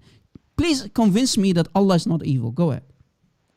Allah is not evil. The purpose for which the magic has been made is not known to me. So I cannot say you. Okay. But you can't say me. Okay. I understand that you can't say me. Whatever Allah has made, He has made it for some purpose. What? Allah did what? Whatever things Allah has made, He has made it with some purpose. Like Purpose? I gave example of fire. Fire can be used for both the things, for bad as well as good. Okay, but wait. I understand. Fire, you know, sometimes when I'm really hungry and, I want to do a barbecue, like Uthman did a nice Quranic barbecue and he burned manuscripts.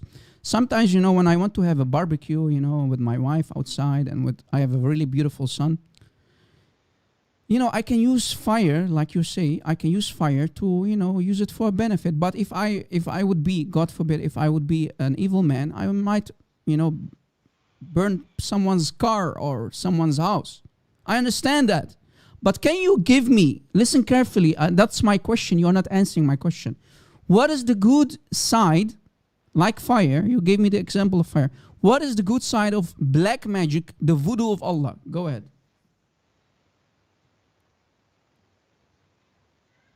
I'm listening, Afzal.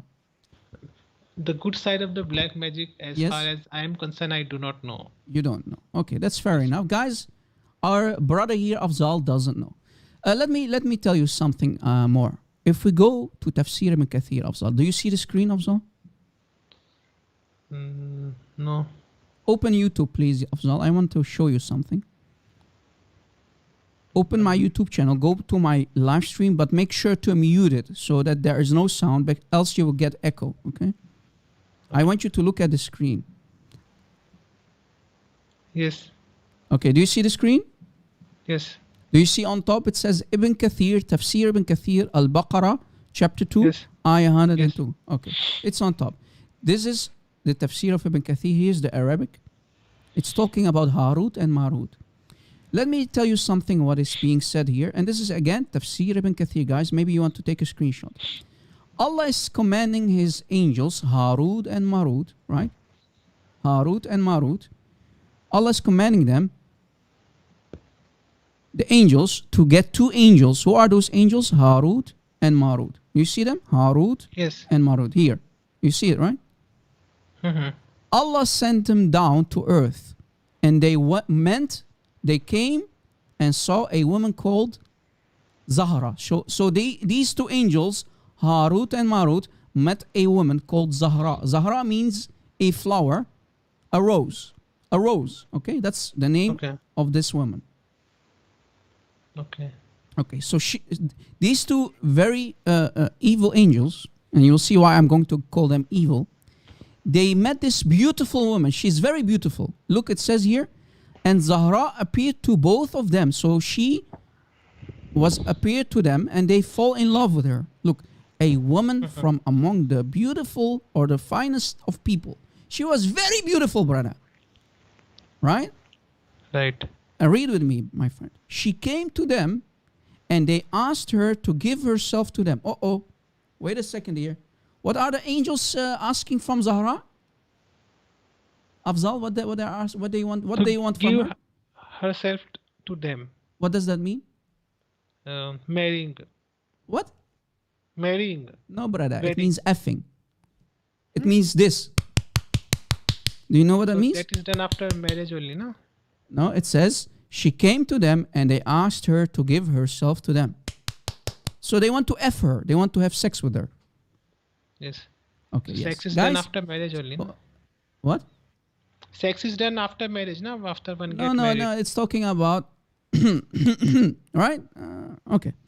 We can go to the Arabic, but you don't know Arabic, but this is marriage, correct translation, without okay? marriage. Okay. Okay. So these two angels, these evil angels, Harut and Marut of Allah, they want to sleep with this woman called Zahra. So, Here's a question. Here's the $1 million question. How can angels be evil in Islam? Don't you Muslims always say angels have no free will? They are pure beings?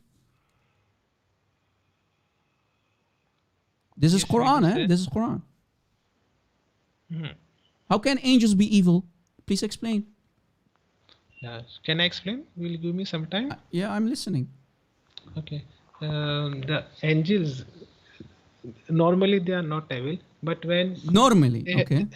but when they has been sent on earth and they were given all those like resources like us human are given, so that time they get free will and they become evil. When Allah made Eve from Adam, that time even Allah didn't made Eve just like that, and Allah protected Eve from angels also, so that even angels also in heavens they were very pure and they did not have the sexual desires and that, but still Allah, when Allah made Eve, He protected it even from the angels. Even the angels were not able to glance at Eve.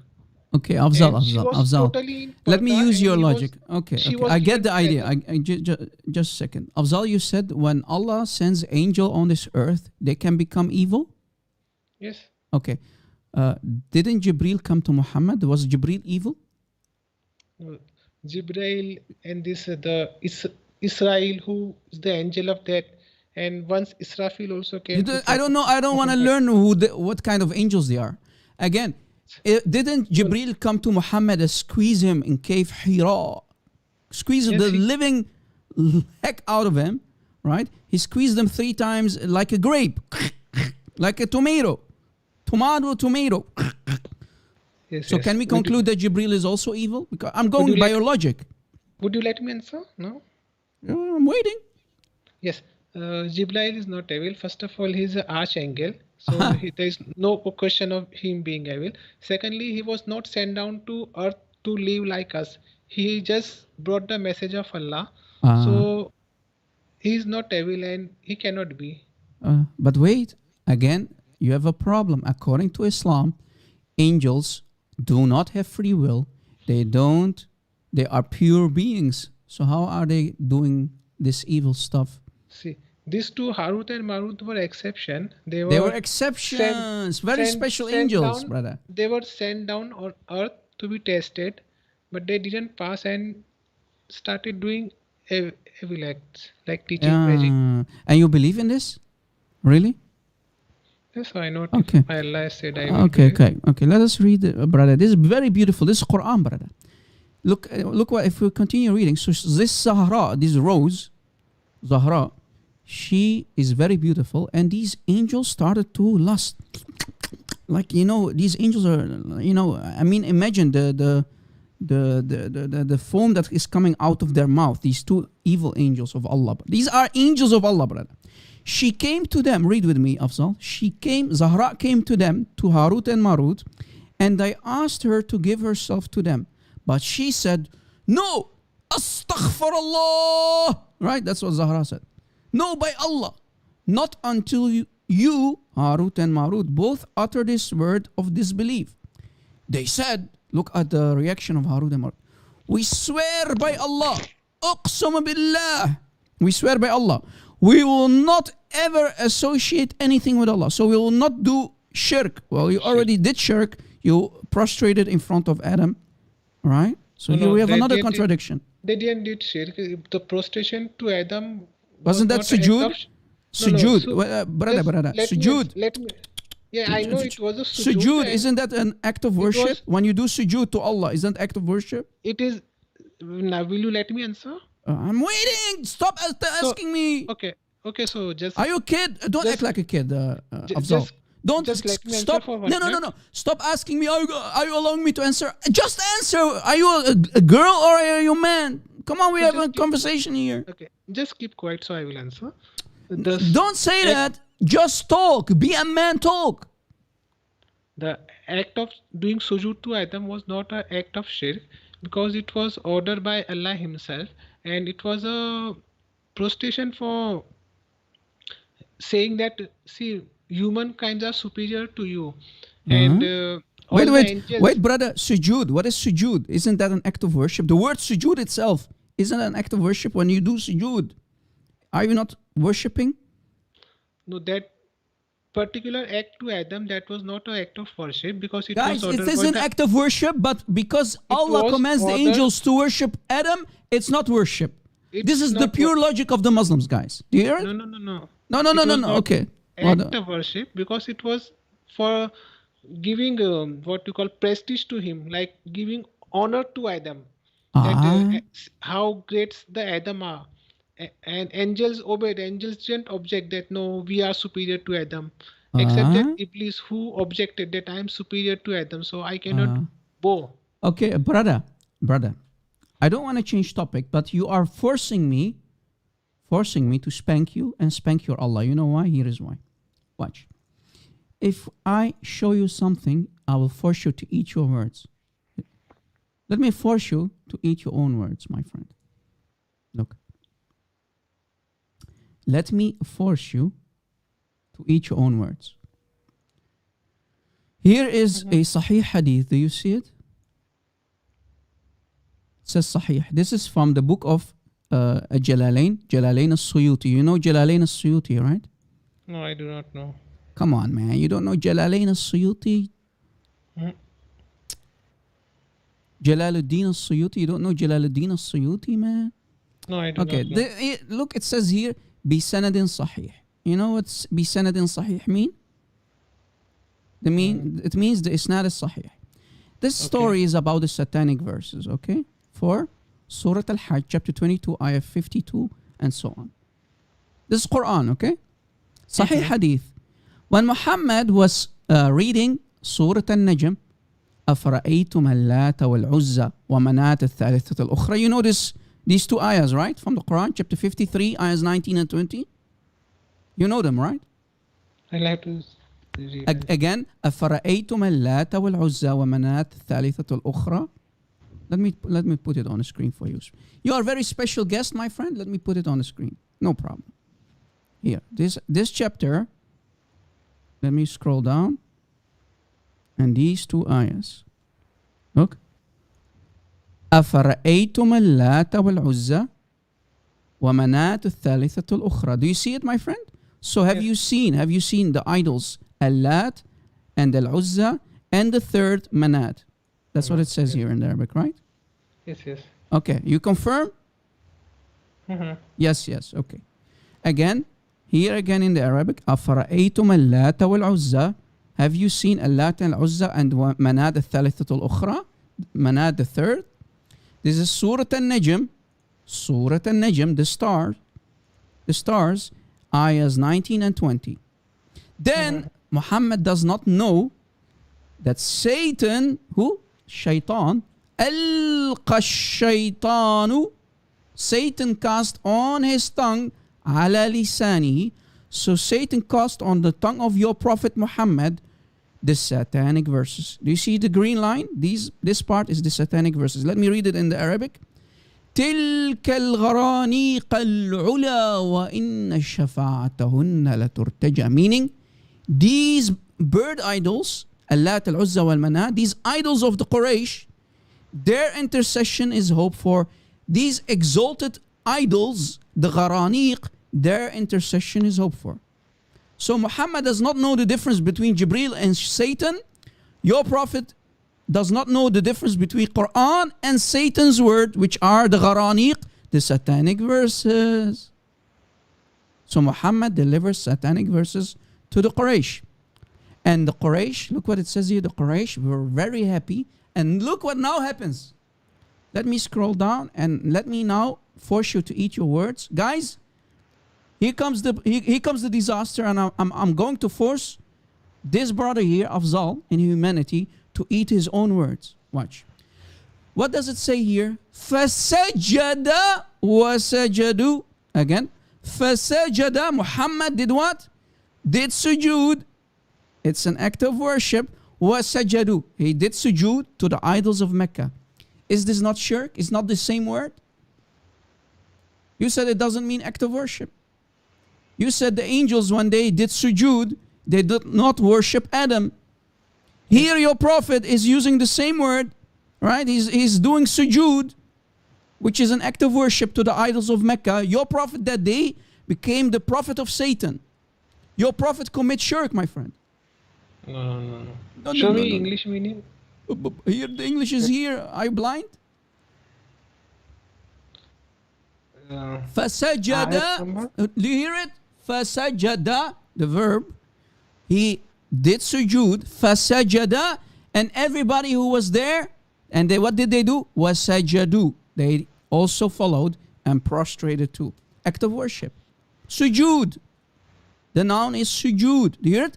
Fasajada, the verb. Fasajada, Muhammad committed shirk, and they committed shirk too.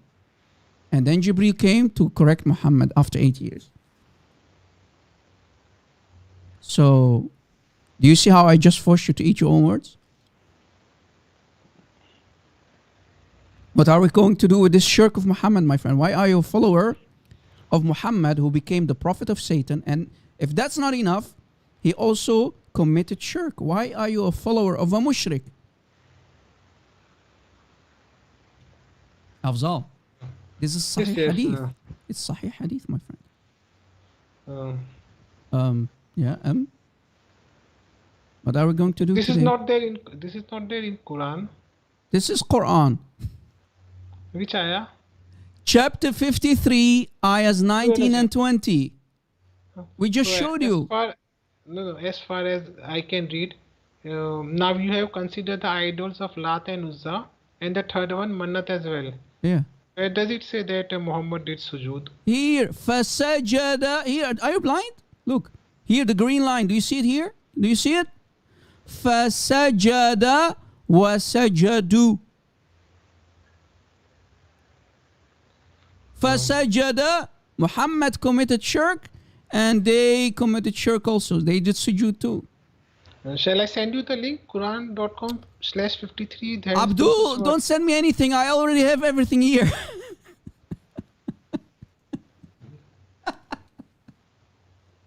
Afzal, again. This is a hadith explaining chapter 53, ayahs 19 and 20. And it's sahih. And here is the book. My friend, look at the book. Here is the book. Here's the reference. Look.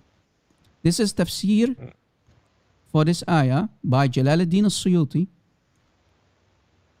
And his book is Ad-Durr al-Manthur, volume 10, Juz al-Ashir, volume 10, pages 525, let's say 526, right? Because that's the page number here. Look, 526 in the Arabic, 526, 526, Surah Al-Hajj, ayah 52 to 55. And the hadith is sahih, isnad. The chain of narration is sahih. The chain of narration is sahih. Bisanadin sahih. Sahih. Do you hear it? Yes. But I do not know this person at all. So how do I believe that? Well, it's not my business. You have been deceived, my friend. Again, so you don't know, but today you know. I am teaching you about your Quran. Your prophet delivered satanic verses. It's sahih. And if that's not enough, your prophet committed shirk that day in Mecca. This is in Mecca, right? Uh-oh. So why are you a follower of the prophet of Satan? And why did you lie to me saying that sujood is not an act of worship? Sujood is act of worship, but Thank you. Thank you. So why for are you Adam, lying? Why did you lie to me, man? I am not lying at all. Oh. I am still on my verse and perfectly on that verse only. Okay, show The me. act of Show me. sujood Okay, that you know, was I will done go to with you. Adam was Afzal, not Afzal, the just a second, act Afzal. of worship. Afzal, I will go with you. Show me one reference where it says that sujood is not an act of worship. Is that a deal? Since you are claiming that sujood is not an act of worship, show me one reference, show me one scholar who says that sujood is not an act of worship. Show me. Give me a link, give me something. It is act of worship, but that particular sujood which was done to Adam was not an act of worship. Okay, give me something that will agree with you, because now I will call you a liar. You're a filthy kazzab. You're a filthy liar, Afzal. Prove me wrong. You see, I'm proving you, I'm showing you evidence. I put everything on the screen. Show me your evidence that sujood does not mean an act of worship. Like you are claiming. I'm waiting. See, we have here a Muslim. Let me put it on the screen, guys. Just a second. We have an honest Muslim in the live chat. His name or her name is Ami Lesti. Just a second. Ami Lesti says the following. Look. Ami Lesti. Let me put it on the screen because now you're lying, Afzal. You're lying. You have no honor. You have no shame. And I'm putting you in your place and I'm forcing you to eat your words. Shame on you, brother. Shame on you. Don't lie to us, man. You know, Afzal, I'm very immune, right? See, it's not a I'm very immune for lies. So why are you lying to me? Why are you lying to everybody in the live chat? Look at the screen. Our friend here, Ami Lesti says, she's a Muslim or he is a Muslim like you. He says, and I quote, sujood is an act of worship. So you're lying. Afzal, why are you lying? I'm not lying. I'm saying the well, same your thing, Muslim brother just called you a liar. Let him call. I don't care. Afzal, okay. Now you're calling your brother, your Muslim brother, a liar. So prove. I'm asking you for proof. Show me one scholar. Show me one Islamic authentic reference that's saying that sujood is not an act of worship. Can mean something else. Show me. I'm waiting. Rob, do you know laws? No. Before we go to our other topic, show me a reference. If you call yourself a man, not a little girl, Afzal, I'm treating you like a girl now, eh? You understand, right? Rob, will you listen to me? Yes, I listen to you. Do you know some laws? Companies Act of England or any such acts? You know, when there are acts are made, there are exceptions done to it. For example, in the Companies Act of England, the company is an artificial person. Okay, but when there is a enmity country. No, Afzal, listen, you're all over the place. You're killing my brains, and the people in the live chat are laughing without, it's basically, you are showing to everybody that you are being a clown, Afzal. Be honest, Afzal. Afzal, can you describe for us the feeling? How does it feel to be a known public liar? Can you describe me the feeling? How does it feel to be a known public liar like you? How does it feel inside? Can you tell me the description, please? Can you describe to me how it feels to be a liar? Since I'm not a liar, so I do not know. Yes, you do know, because you're lying. You cannot prove it. You said sujood can also mean not an act of worship. So, okay, give me the proof, else you are a liar. And another brother here, it's on the screen. Ami Lesti just called you a liar. It was an exception, as I'm saying. Okay, give me the proof.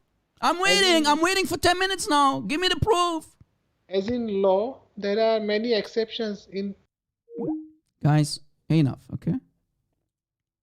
Call me another time, Afzal. You're a liar. You have no shame. You have no honor. Even your brother, Ami Lesti, just called you a liar. I'm talking to puppies, man. Don't send me these puppies, man. These Indian puppies, man. Exception. Okay, give me the proof. I am showing everybody that you're nothing but a liar and a clown. You became the clown of the village today on my live show, Afzal. You're a clown, man, and people are laughing at you. Exception, brother.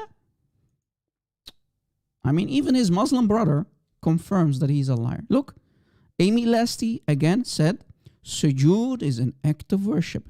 So when Muhammad did sujood, فَسَجَدَ وَسَجَدُوا. Muhammad that day became a mushrik. Right? Muhammad that day became a mushrik. Amy Lasty, I really thank you for your honesty. Is Amy with us? Mr. or Mrs. Amy Lasty. Are you there, Amy? Ami or Amy Lasty. Why, Amy Lasty, why are you a follower of a mushrik like Muhammad? Muhammad committed shirk. Why are you a follower of Satan who commits shirk, who associate partners with Allah? Amy Nasty, no, Amy Lasty, my friend.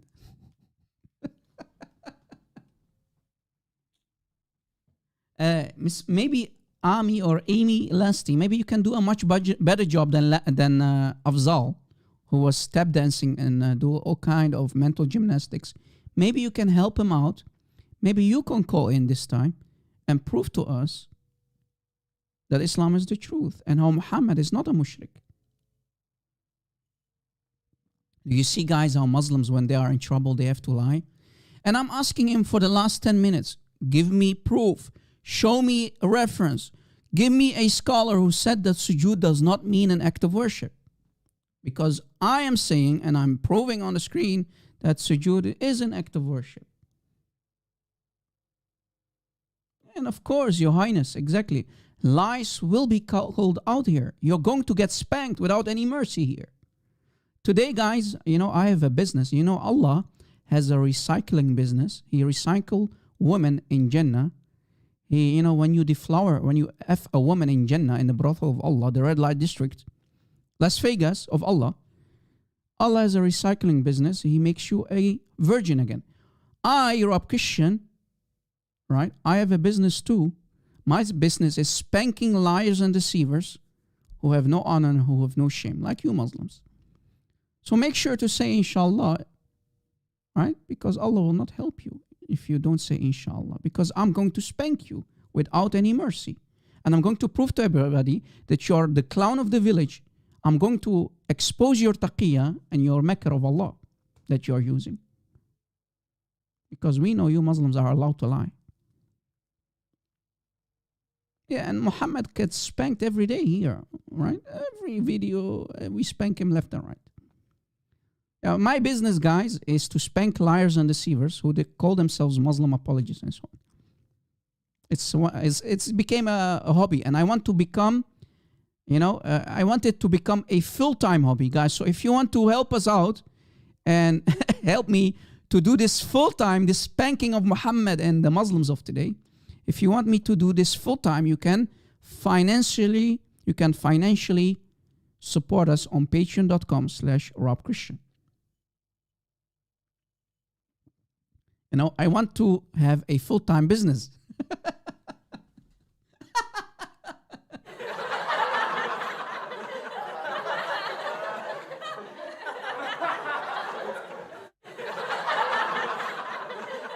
Any Muslim?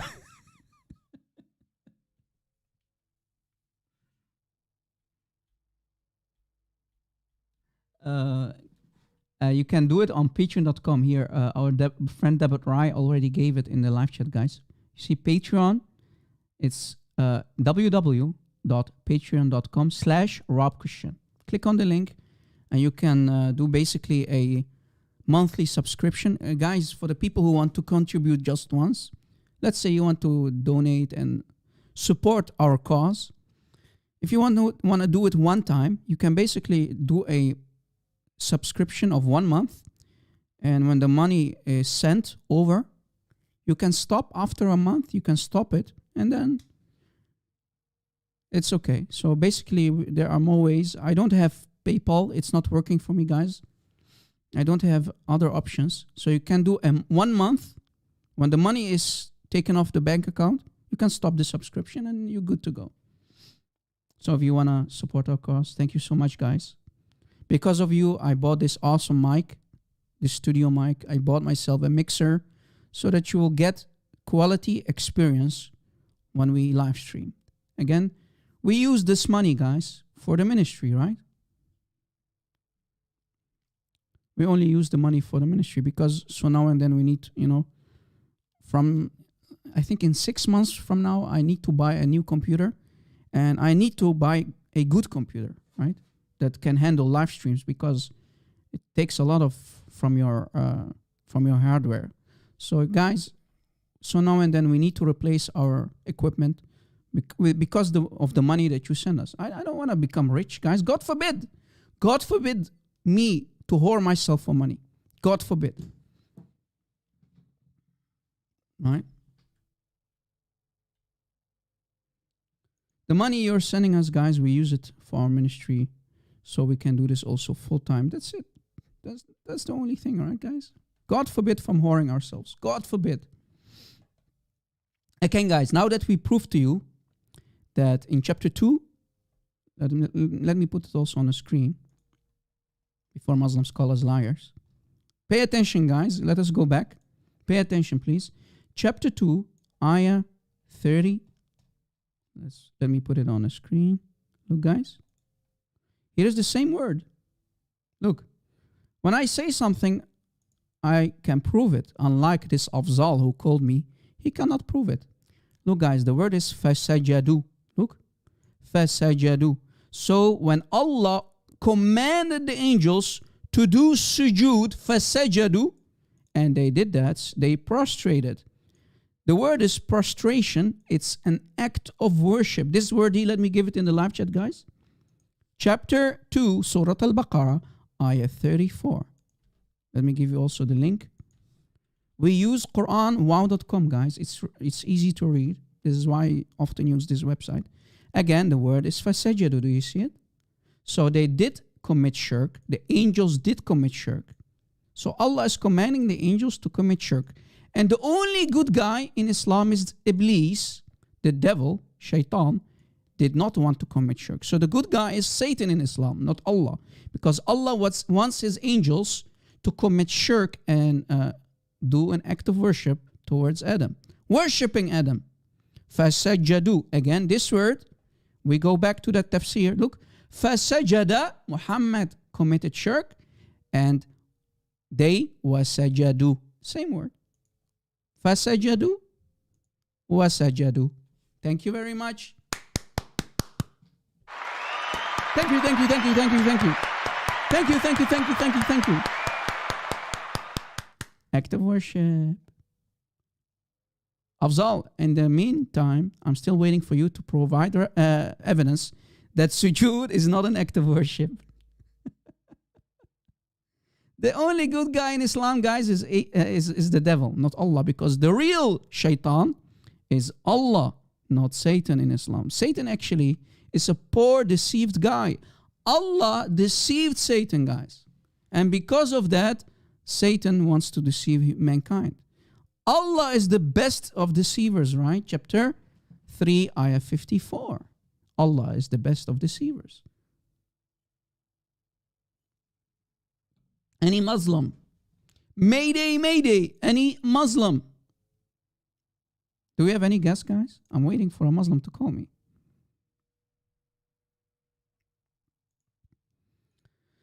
Guys, let me go back. I didn't finish Harut and Marut story, guys. Okay, guys, let us go back. Again, Tafsir Ibn Kathir, chapter 2, ayah 102. Surah Al-Baqarah, ayah 102. Guys, these evil sons of Satan, these supposed angels of Allah, the angels of Allah, guys, look what happens next. Guys, are you with me? Give me a 1, please. Let us continue, guys. Focus, please, and try not to get shocked. Look, let us go back. So Zahra, this beautiful woman, she came to Harut and Marut, these angels with the Armenian names from Armenia. Armenian angels. Guys, again, I have a friend. I have an actual friend whose name is Harut. It's an Armenian name. Marut also. Armenian names. What are Armenian names doing with the Arabic angels of Allah? Allahu Alam. Okay.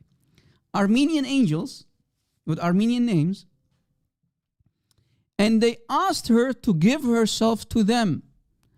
The angels of Allah want to commit fornication with Zahra. With Zahra. Give yourself to us, brother. We want to have sex with you. I mean, these must be beautiful, pure angels of Allah, brother. But she said, Zahra said, Astaghfirullah.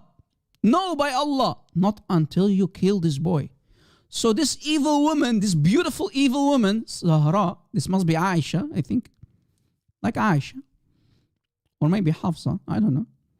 So this Zahra wants a boy to be killed first. So her desire is to kill a boy. Why? The story doesn't say why. She just wants him dead. Mashallah. Exactly, brother. Get stuck for Allah. And they said, so Harut and Marut, the two angels said, no, by Allah, we will not ever kill him. So guys, now they are swearing, right? Guys, take notes for the love of God. Take notes. Harut and Marut said, they said, no, we swear by Allah, we will not kill the boy. Now, watch how the angels of Allah will lie. Do you see how evil these angels are? They will lie now. Watch. Rob, angels in Islam can lie? Yes. Wow. So look, guys. They said, no, by Allah, we will not kill this boy. And they said, no, by Allah, we will not kill him, the boy. Then she left, so Zahra left and returned carrying a cup of wine. So she came with alcohol, brother. With nabid, the same nabid that Muhammad used to drink. Wine. Nabid means wine, guys. Okay? To make them drunk. Angels can get drunk in Islam? Yes. Guys, Zahra, went to bring some wine. So the angels... Guys, this is disturbing. This is shocking. Angels of Allah can become drunk. Yes. So they, Harut and Marut, drank. They became drunk. They became drunk. And they had sex with Zahra.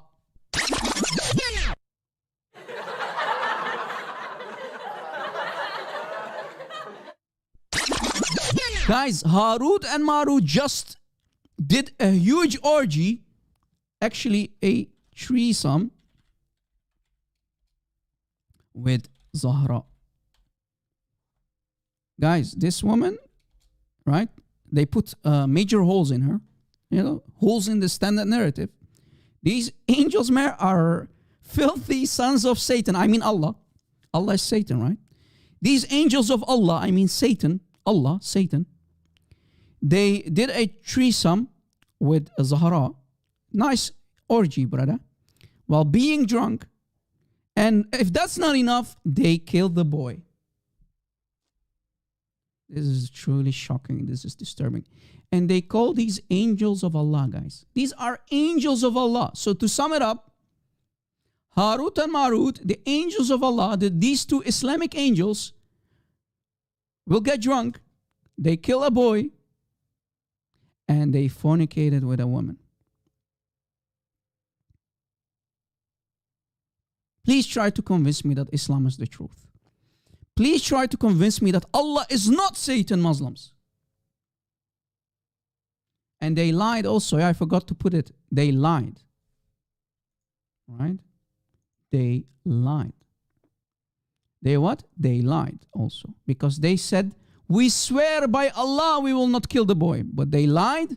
They got drunk. They killed the boy and they fornicated with the woman. A nice orgy, brother.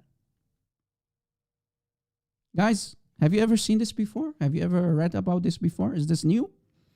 I hope this is new. I hope you are shocked now. Muslims, I hope you are shocked because your scholars will never talk about this with you. They will never ever bring this up just to deceive you and to hide the facts in Islam from you. How can Allah be God? How can Allah be God sending 2 angels to sleep with a woman, to basically rape her, kill a boy, lie and fornicate and get drunk? So Amy Lasty, how is Allah God then, Amy Lasty, if you have heard of this story? How can Allah send 2 evil angels? Aren't angels pure, supposedly? Aren't angels in Islam, they have no free will? Clearly they do have free will. They can become drunk. They can become evil. They can kill a boy and they can have sex. And on top of that, they can even lie. And we showed you guys, we showed you in the same tafsir that angels, even the pure angels, can question Allah. They can question Allah, right? They know better than Allah also. Mr. Amy or Mrs. Amy in the live chat, we prove to you that angels like Jibreel is an angel. They are questioning Allah. Look, oh Allah, have you placed upon the earth, those who cause corruption like Adam and his offsprings, who can corrupt and bloodshed? While we, the angels, are the ones who glorify your praise and consecrate you, and Allah wants to punish them. So what does Allah do? Allah forces them to do sujood, prostrate, sujood, act of worship to Adam. So guys, the punishment of the angels is what? To worship Adam. So Allah wants to punish the angels. So you see, angels can be evil. They can go against Allah. So Amy, why do you call the Quran a book from God while the Quran contradicts itself? Isn't this a contradiction? Amy, you know what you just did? Let me put your, you know what? Let me put your comment on the screen. Okay? Let me put your comment on the screen for everybody to see. Because you just destroyed Islam for me. You know that, right? Amy, you just destroyed Islam for me. Rob, why? Well, here's why. You, Amy, just destroyed Islam for me. Did you know that? Read what you wrote with me. Amy, read with me what you just wrote. You said, and I quote, as Rob Christian, yes, angels in Islam are not like robots. Well, according to Islam, angels have no free will. So you just called Islam, you just called Allah and your Prophet liars and deceivers. Congratulations, Amy, you're out of Islam.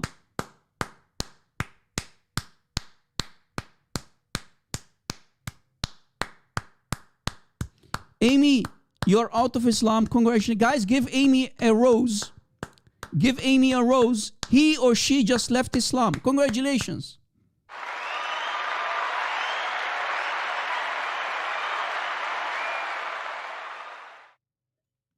I mean, didn't Muhammad say, if you lie about me, take your seat in hellfire? Sahih Bukhari hadith. Your Prophet said, if you lie about me, take your seat in hellfire. And now Amy is all over the place. She wants to talk about animals. Amy, I do not hate you, Amy. We actually love you.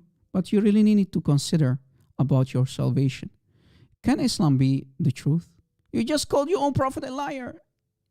Basically, you became a zandiq. Guys, zandiq is an apostate. You became a zandiq. And guys, the scholars in Islam said, scholars of Islam said, Illi tamantaq tazandaq. Illi tamantaq tazandaq. The one who uses logic will become a zandiq, will become an apostate. So since Amy Lasty just used her logic, she became a zandiq, according to the scholar. This is a very famous quote by Muslim scholars. Illi tamantaq, logic, the one who uses logic, fazandaq, اللي تمنطق زندق.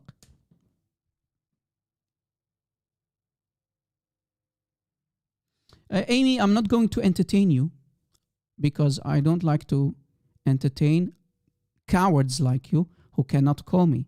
You're a coward. You want to have a conversation with me while chatting. I don't have time for cowards, to be honest with you. If you are a man, you claim to be more man than Aisha, your mother, yeah, Ibn Aisha, call me. Don't be a coward. Or maybe ask your prophet to call me. Your scholars. Because if your prophet calls me, I'm going to spank him.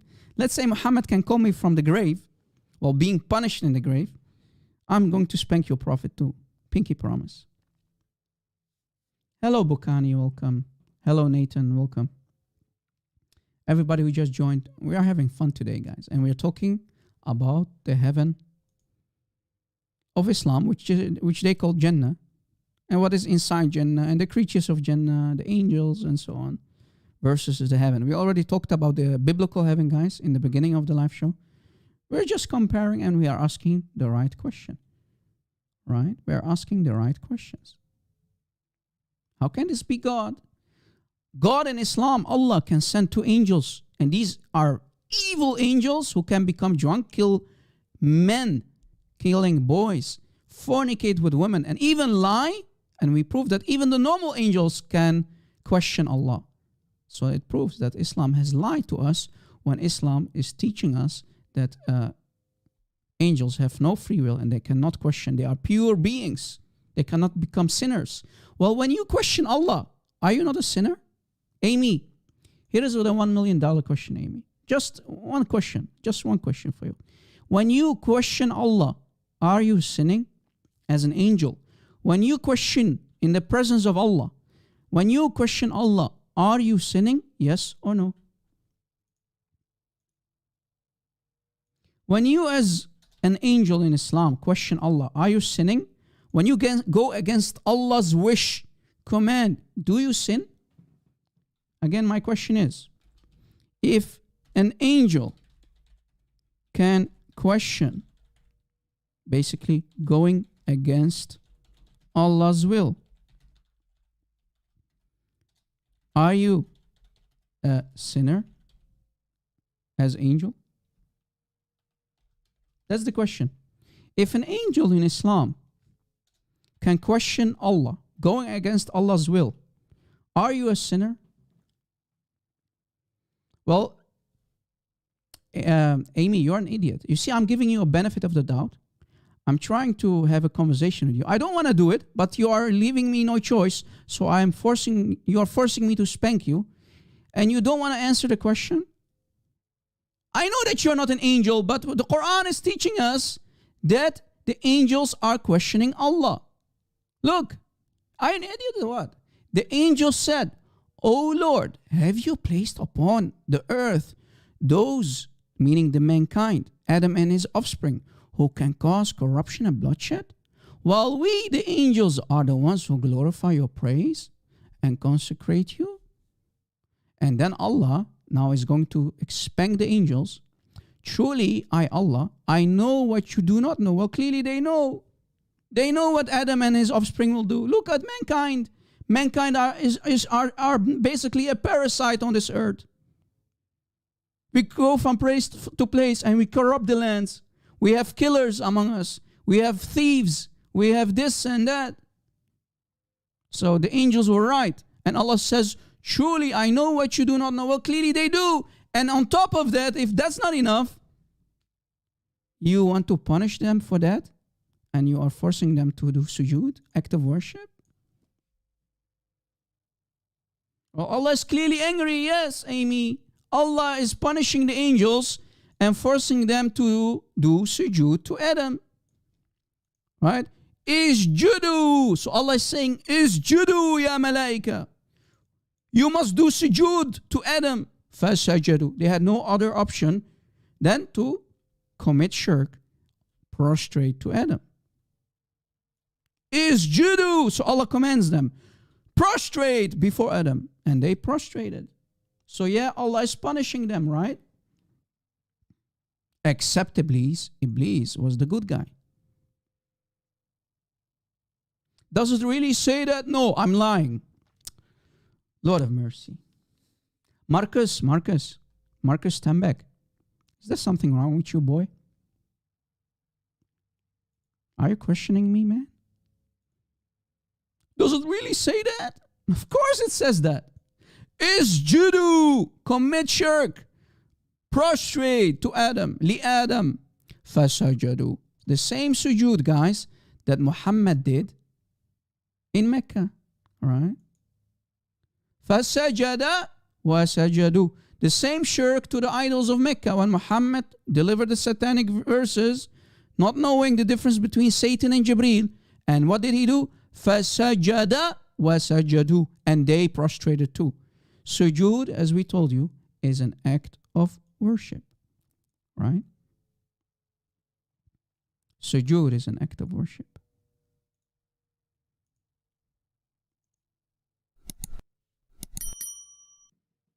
Allah commands the angels to commit shirk, which is the unforgivable sin in Islam. Do you see how Allah punished the angels and they became mushrikeen?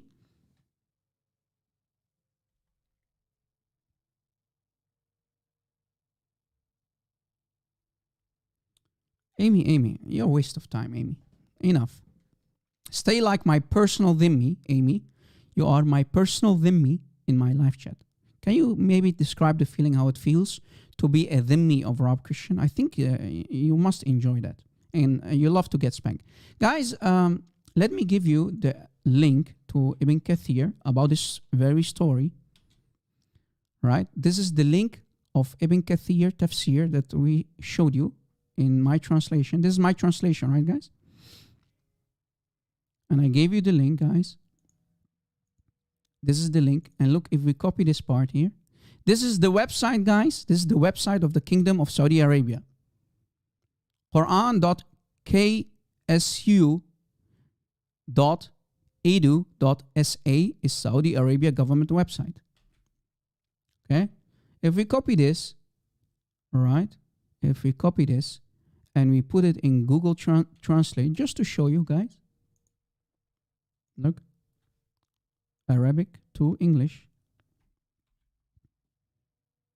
Just to show you that Harut and Marut did actually, the angels of Islam, the angels of Allah, they drank alcohol, do you see it? And they fell on her, meaning they effed her, they raped her, and they killed the boy.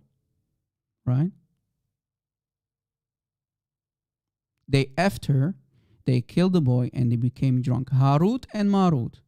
So it's in the Arabic Ibn Kathir, guys, but you won't find it in the Ibn Kathir translation done by Muslims. They left it out just to hide this information from the Muslim Ummah, who don't know one word Arabic.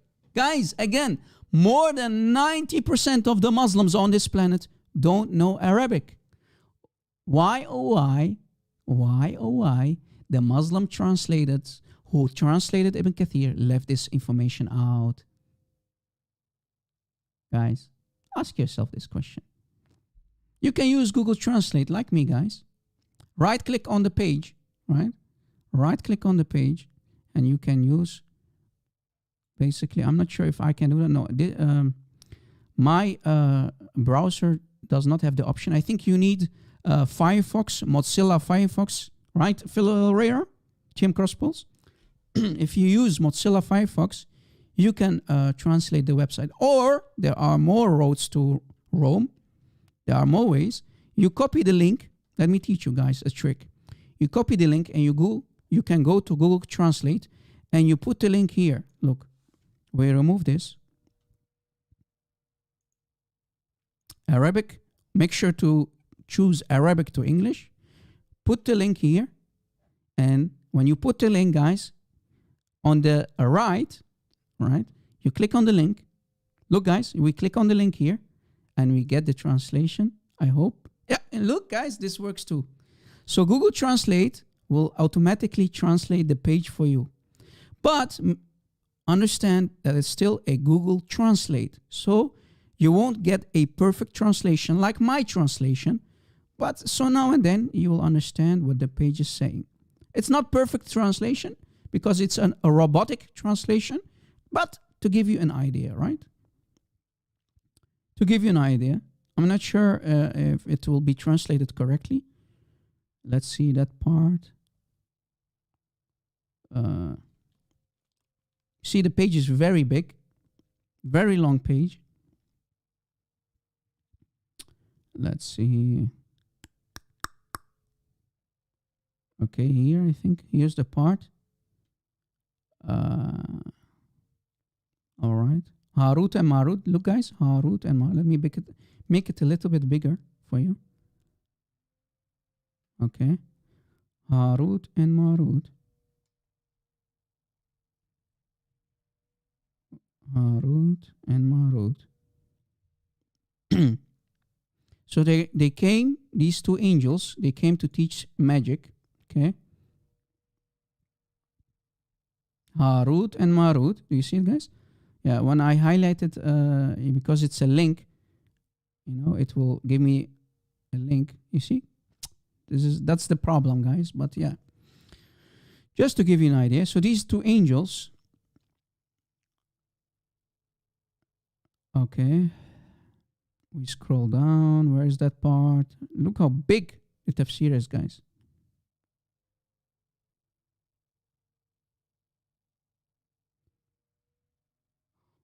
They said, "Oh Lord, Harut and Marut." Okay. Okay, here. Look, guys. Look, the same story as in my translation. She said, "Kill this boy." No, by Allah, we will not kill the boy. No, by Allah, we will not kill the boy, they said. The angels, Harut and Marut, said. This is bad. When I go on the text, I will get that pop-up. They said, we don't want to kill him. And then Zahra, that evil woman, the beautiful evil woman, wanted the boy to be killed. And then look what it says. Then she came with a drink of wine. Do you see it? Until you drink this wine, they drank. They became drunk. Look, bad translation, but you get the idea. They drunk. Just let me highlight this part. And killed the boy and had sex with her. Look. Until you drink this wine, she said, they became drunk, right? And they fell on her, literally translation, but it means they fornicated with her and they killed the boy. Do you see it? The angels, Harut and Marut, killed the boy. They raped her and they became drunk. There you go. So this is the way to get access also to the Google Translate. Again, Google Translate is not really a perfect translation, but to give you an idea, right? If you want to learn how to use the tafsir in Arabic. All right.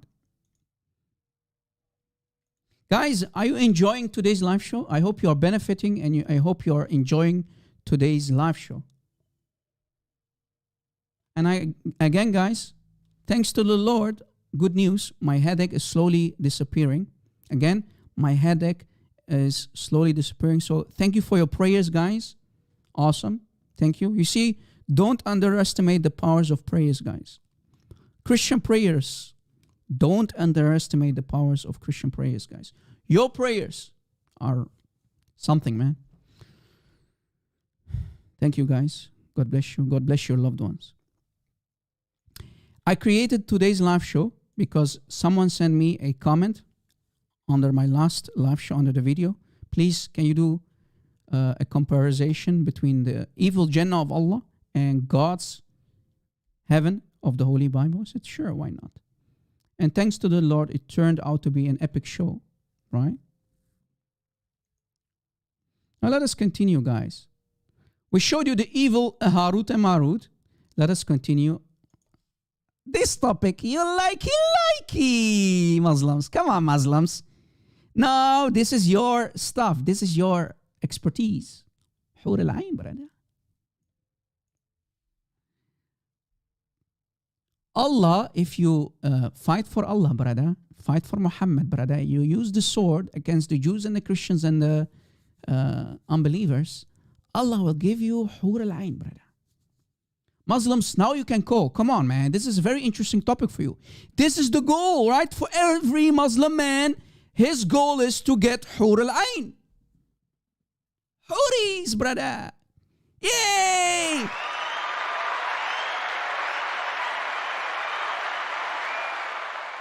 Yalla ya Muslimin. This is your beloved topic, man. Every Muslim, his main goal is when he goes to Jannah, he will get his Hur al-Ain, his promised Hur al-Ain. Yeah! Come on, Muslims, call me, man. This is your favorite topic, brother. Isn't it? Come on. You likey, Mikey.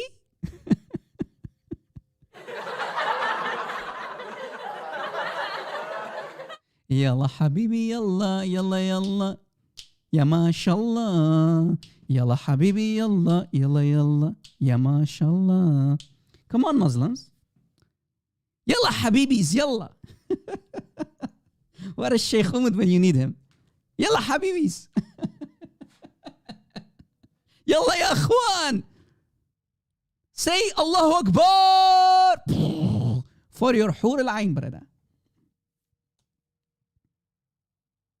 Yeah, this is, again, guys, this is the peak of Jannah. Guys, my today's live show is basically a journey that you're taking with me to learn about the Islamic Jannah. We talked about the wine.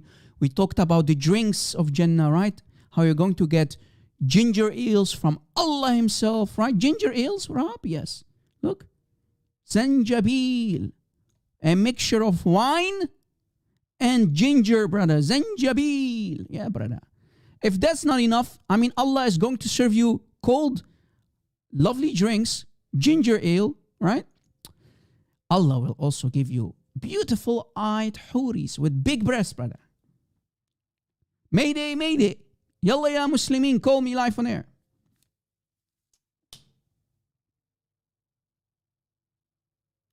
Guys, invite Muslims. Come on, man. Brother, we're going to talk about Hur al-Ain, brother. Come on, this is your beloved topic, Muslims.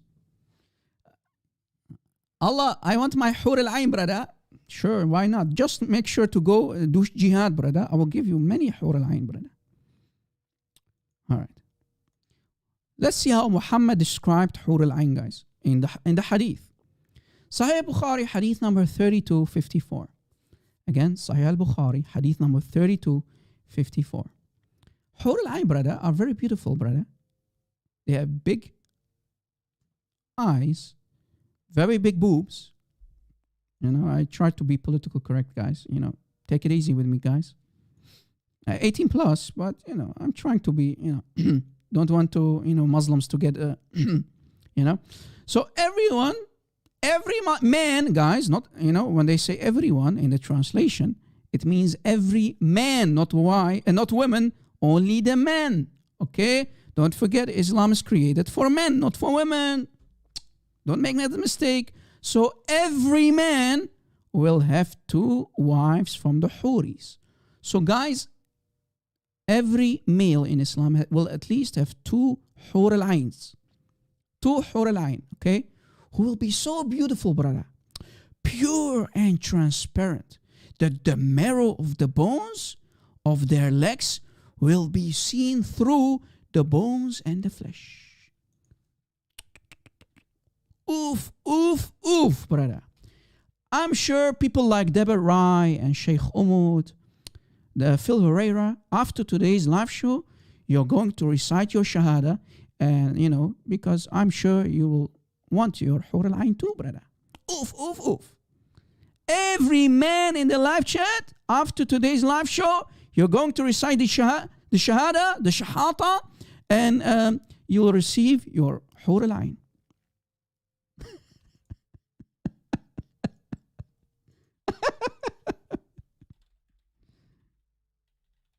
Any Muslim?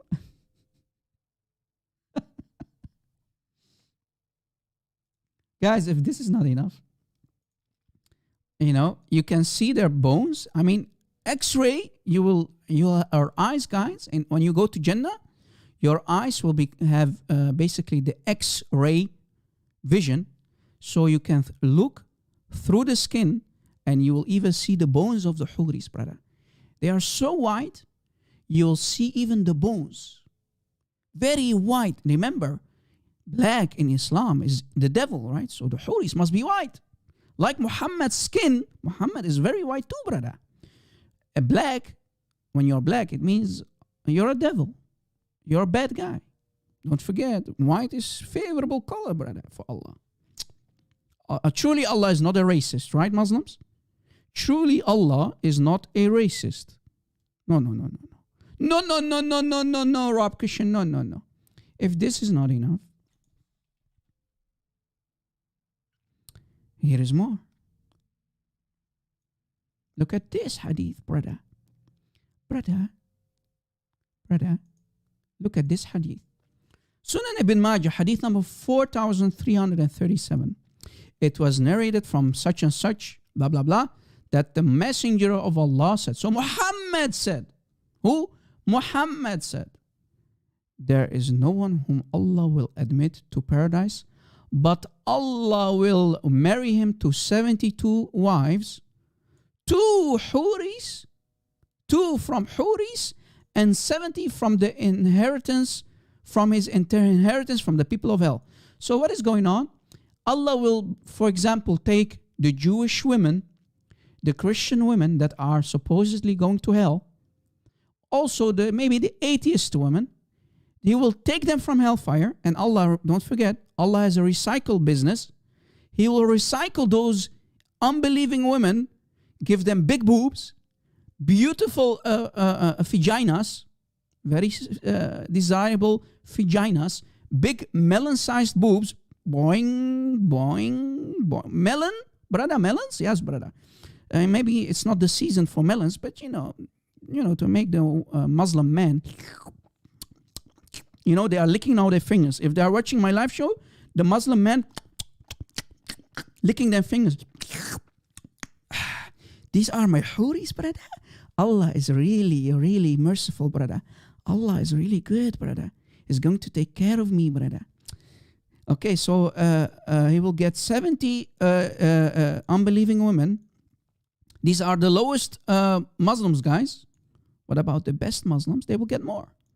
So the 70 from the Jewish women and the Kafir women, brother, all of them will have what? Desirable vaginas. Ding, ding, ding, ding, ding, ding, ding. Oof, oof, oof. Allah has a nice recycle business, brother, in Jannah. Get stuck for Allah. Guys, I'm sure, come on, man.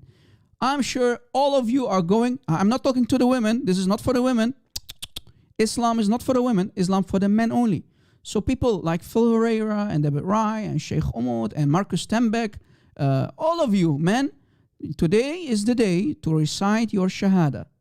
Because Allah promised you, all the men on this planet, if you recite Shahada, brother, Allah will give you beautiful eyed huris with melon-sized boobs and very, very beautiful vaginas. Very tight, brother, like Muhammad. Tight like Muhammad, brother. Okay? And if that's not enough, look at the generosity of Allah, brother. Allah is very generous. He will even make your penises never become flaccid. They will never go soft and limp. You will basically, if you walk Jannah like a man, you walk Jannah, when you meet your father or your brother, you're going to cross swords. Okay? You're going to cross swords, brother. So make sure not to poke the eye of your father or brother when you meet him on the streets of Jannah. Brother, you're going to cross swords, but make sure to not poke someone's eye out with your penis, brother. With your sword between your legs. No, there is no need for Viagra, brother.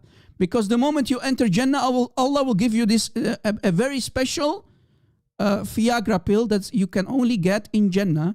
Your penis will not go limp. And for sure, imagine, guys, you meet your father or let's say your little brother in Jannah, and there might be a chance that you're going to poke one of their eyes out. Boing!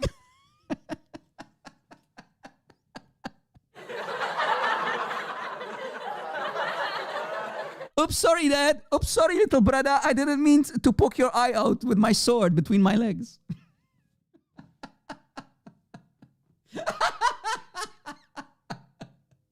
Rob, you ask me, you Christians, you ask me, Rob, how can you be so patient? How can you do this for 15 years? Well, Islam is pure comedy. What do you want me to say? How can I not do this for so many years? I mean, come on, man. Islam is pure comedy, brother. This is from God, Muslims. Allah is a nice pimp. Allah has a nice business in his red light district, right? His Las Vegas, who they call Jannah, and he's going to be very generous, brother. 15 years is like an hour for Rob Christian. Exactly, brother. Exactly, okay? Oh boy. I mean, beautiful, man. Guys, chapter 56, ayah 37. The women are going to be what? Look at these false translations. Admins, you remember what these words mean, right? عُرُبًا أَتْرَابًا. عُرُبًا أَتْرَابًا. What does that mean? What does that mean? Any idea what the correct translation of عُرُبًا is, guys? This word here? Chastely amorous. What does عُرُبًا mean?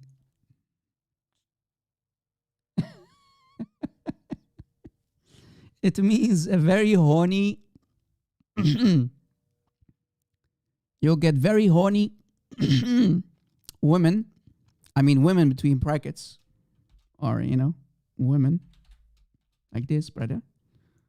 You write women like this, brother. In Islam, women are like this, and use your index fingers, brother. Uruban, that's what women are, and they are very, brother, very horny, brother, very, very aroused. And those are your women in Jannah, brother. Your Hur al-Ain, your women that Allah will give you, they are, brother, it's like a nice porn movie. Don't worry, be happy. Allah, the pimp of pimps, will give you very horny women. And I don't want to use the word, but it starts with a W, guys. Or a P. Pick your cherries. The word starts with a W or a P. I don't want to use the word today, all right? But you get the idea. Just take a wild guess what it means, Uruban, if you never heard of this before. No, Dave's, not that word. The W, brother. When you go on the corner of a street, you know what kind of woman you are, and you do it for money. Yeah, that kind of woman. That kind of woman is Allah using here. Right? Well played. Michael, bingo. Michael, bingo. Yeah, that word. I don't want to say it today, guys. All right. Again, Rob, what is it? The chapter and the ayah? Chapter 56, ayah 37. The W, the P, brother. That's what Allah calls the women of Jannah. Allah is one filthy son of Satan? Yes, brother. Imagine, guys, you go to Jannah and Allah will give you that name as a woman. Ya Muslimin, if you have a mother that gave birth to you, if you have a sister that gave birth to you, your sister, maybe you have a sister who gave birth to her children, would you accept it about your mother or sister or wife to be called like that by Allah? The woman is a W.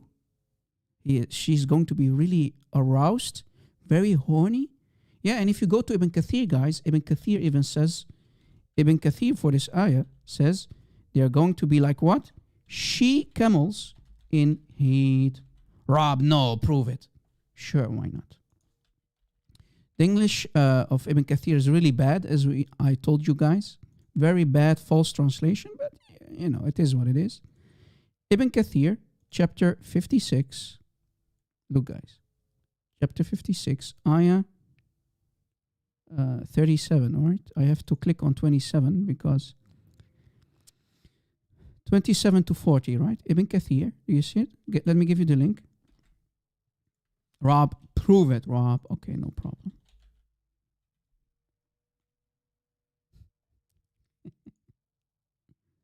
Look, guys. The Uruban in chapter,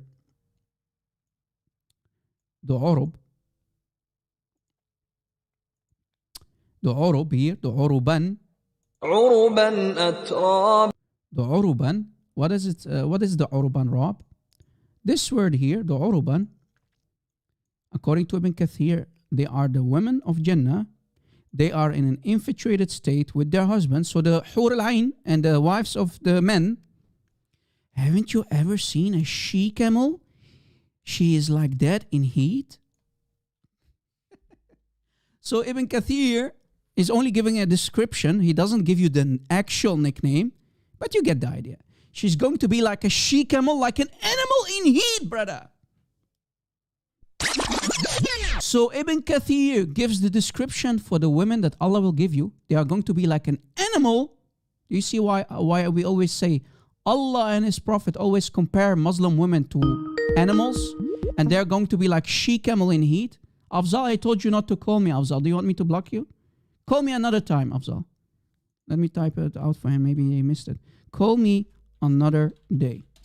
Afzal, you had your chance today. You lied and I spanked you. Don't call me today. You had your chance. Haven't you ever seen a she-camel in heat? The Hur al-Ain, brother, of the Muslim men, they are going to be like that. Thank you very much, Rob. See? Very good description, brother. The Muslim ladies are nothing but animals. And they are only good for one thing, to be very horny with their men. Allahu Akbar! Who doesn't want to be a jihadi boy, guys? Who doesn't want to be a jihadi boy? Like Jihadi Jake. This idiot here who went to Syria and Iraq to fight with, the other jihadi boys. He wanted his Hur al-Ain, brother. Right? Yeah, Muslims, really, you want animals? To sleep with animals? She-camels? Women in Islam are she-camels? They are going to be like that. They're going to be very horny, brother. Carnal pleasures in the Jannah of Allah. Truly Allah is God, right, Muslims? Truly Allah is not a pimp of pimps, right? Truly not. If this is not enough, let us see more. Chapter 78, ayah 33. Let me give you the link. Guys, sorry for the 18 plus, but it is what it is. This is Islam. Chapter 78, ayah 33. And the virgins, the Hur al-Ain, وَكَوَاعِبَ أَطْرَابًا, وَكَوَاعِبَ أَطْرَابًا, and the virgins with this swelling kaboing, kaboing, kaboing, kaboing, boing, boing, boing, melon-sized boobies, brother. Boing. I mean, imagine, these are like balloons jumping from, place to place. Boing. I mean, boing. Boing. Yeah. These are your melon-sized, well-shaped, not saddles, bunch of saddles. These are your Hur al-Ain, brother. I'm sure like I said, I'm sure today every man in the live chat is going to take a shahada after today's live show. Right? If you are only after your sexual desires, right?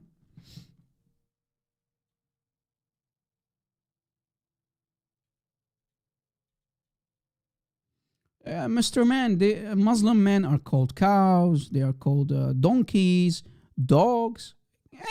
Take any cattle, take any animal who can breed.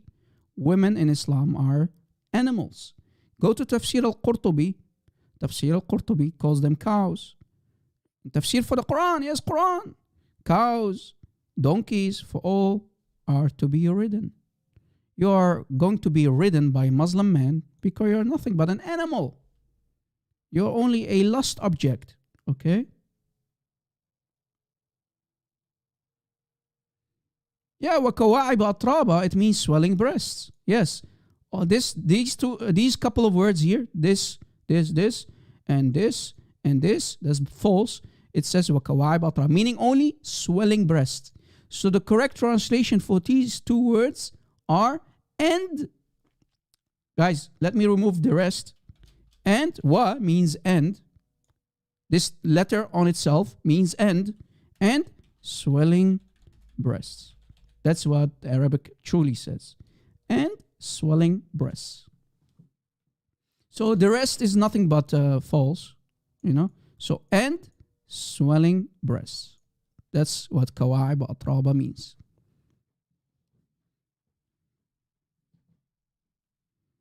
My pleasure, you know. I'm here to serve, guys. Yes, this is nasty, I know. But this is Islam. Whenever we talk about Islam and the Jannah of Islam and so on, it's nasty, it's 18 plus. Okay?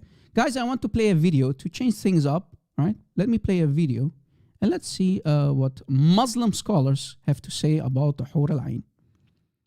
Put on your headsets and enjoy the Muslim speech by Muslim scholars. Let's do this, Rob. Here we have a very, very, very, very shaky sheikh, brother. And he's going to say, Rob, any Muslim, if you are going to take your shahada, you become Muslim, or you are a Muslim, don't be angry, be happy, because Allah, if you are a good person, you're a good man, Allah will give you many hur al-ain. Watch. It is true. He said, "Man kadhama ghayzan lillah." He who holds the anger inside. He held it inside and didn't release it. While he was able to release it, Allah Azza wa Jal will call him on the day of resurrection, and He will allow him to choose which wife he wants from the Hur al-Ain. Wow. He gets to choose. Do you want that one or do you want that one? Select your Hur al-Ain today. Oh, that one looks like. Select your Hur al-Ain today. 10% off, brother. And look at the background music, guys. The background music is so beautiful. Oof, oof, oof. MashaAllah. That one or do you want that one? Do you want that one or that? Oh, that one looks Brother, nice. I want that one on the left. That one has really big boobs. The other one is, you know, a little smaller. I want the big one. That one, okay, on the left. Or, you know what, on the right. I changed my mind. Do you want that one or that? Oh, that one looks nice. All right, it's all yours. Wow. What? By managing your anger. I ask Allah. Never be angry, be happy. Allah, the pimp of pimps, brother, will allow you to select, to choose your Hur al-Ain. I don't want B, I want C. No, you know what? I changed my mind. I want that one, the D. I want the W. Brother, pick and choose, 10% off today. Okay? That's what Ali Dawah would say. 10% off, black seeds, 10%. I mean, Hur al-Ain, 10% off, brother. Commercial. Just don't get angry as a Muslim man. Allah is going to be very generous, brother. And this is God? Yes, brother. This is God, brother. Yes, this is God. Select your Hur al-Ain, brother. 10% off. Lord have mercy.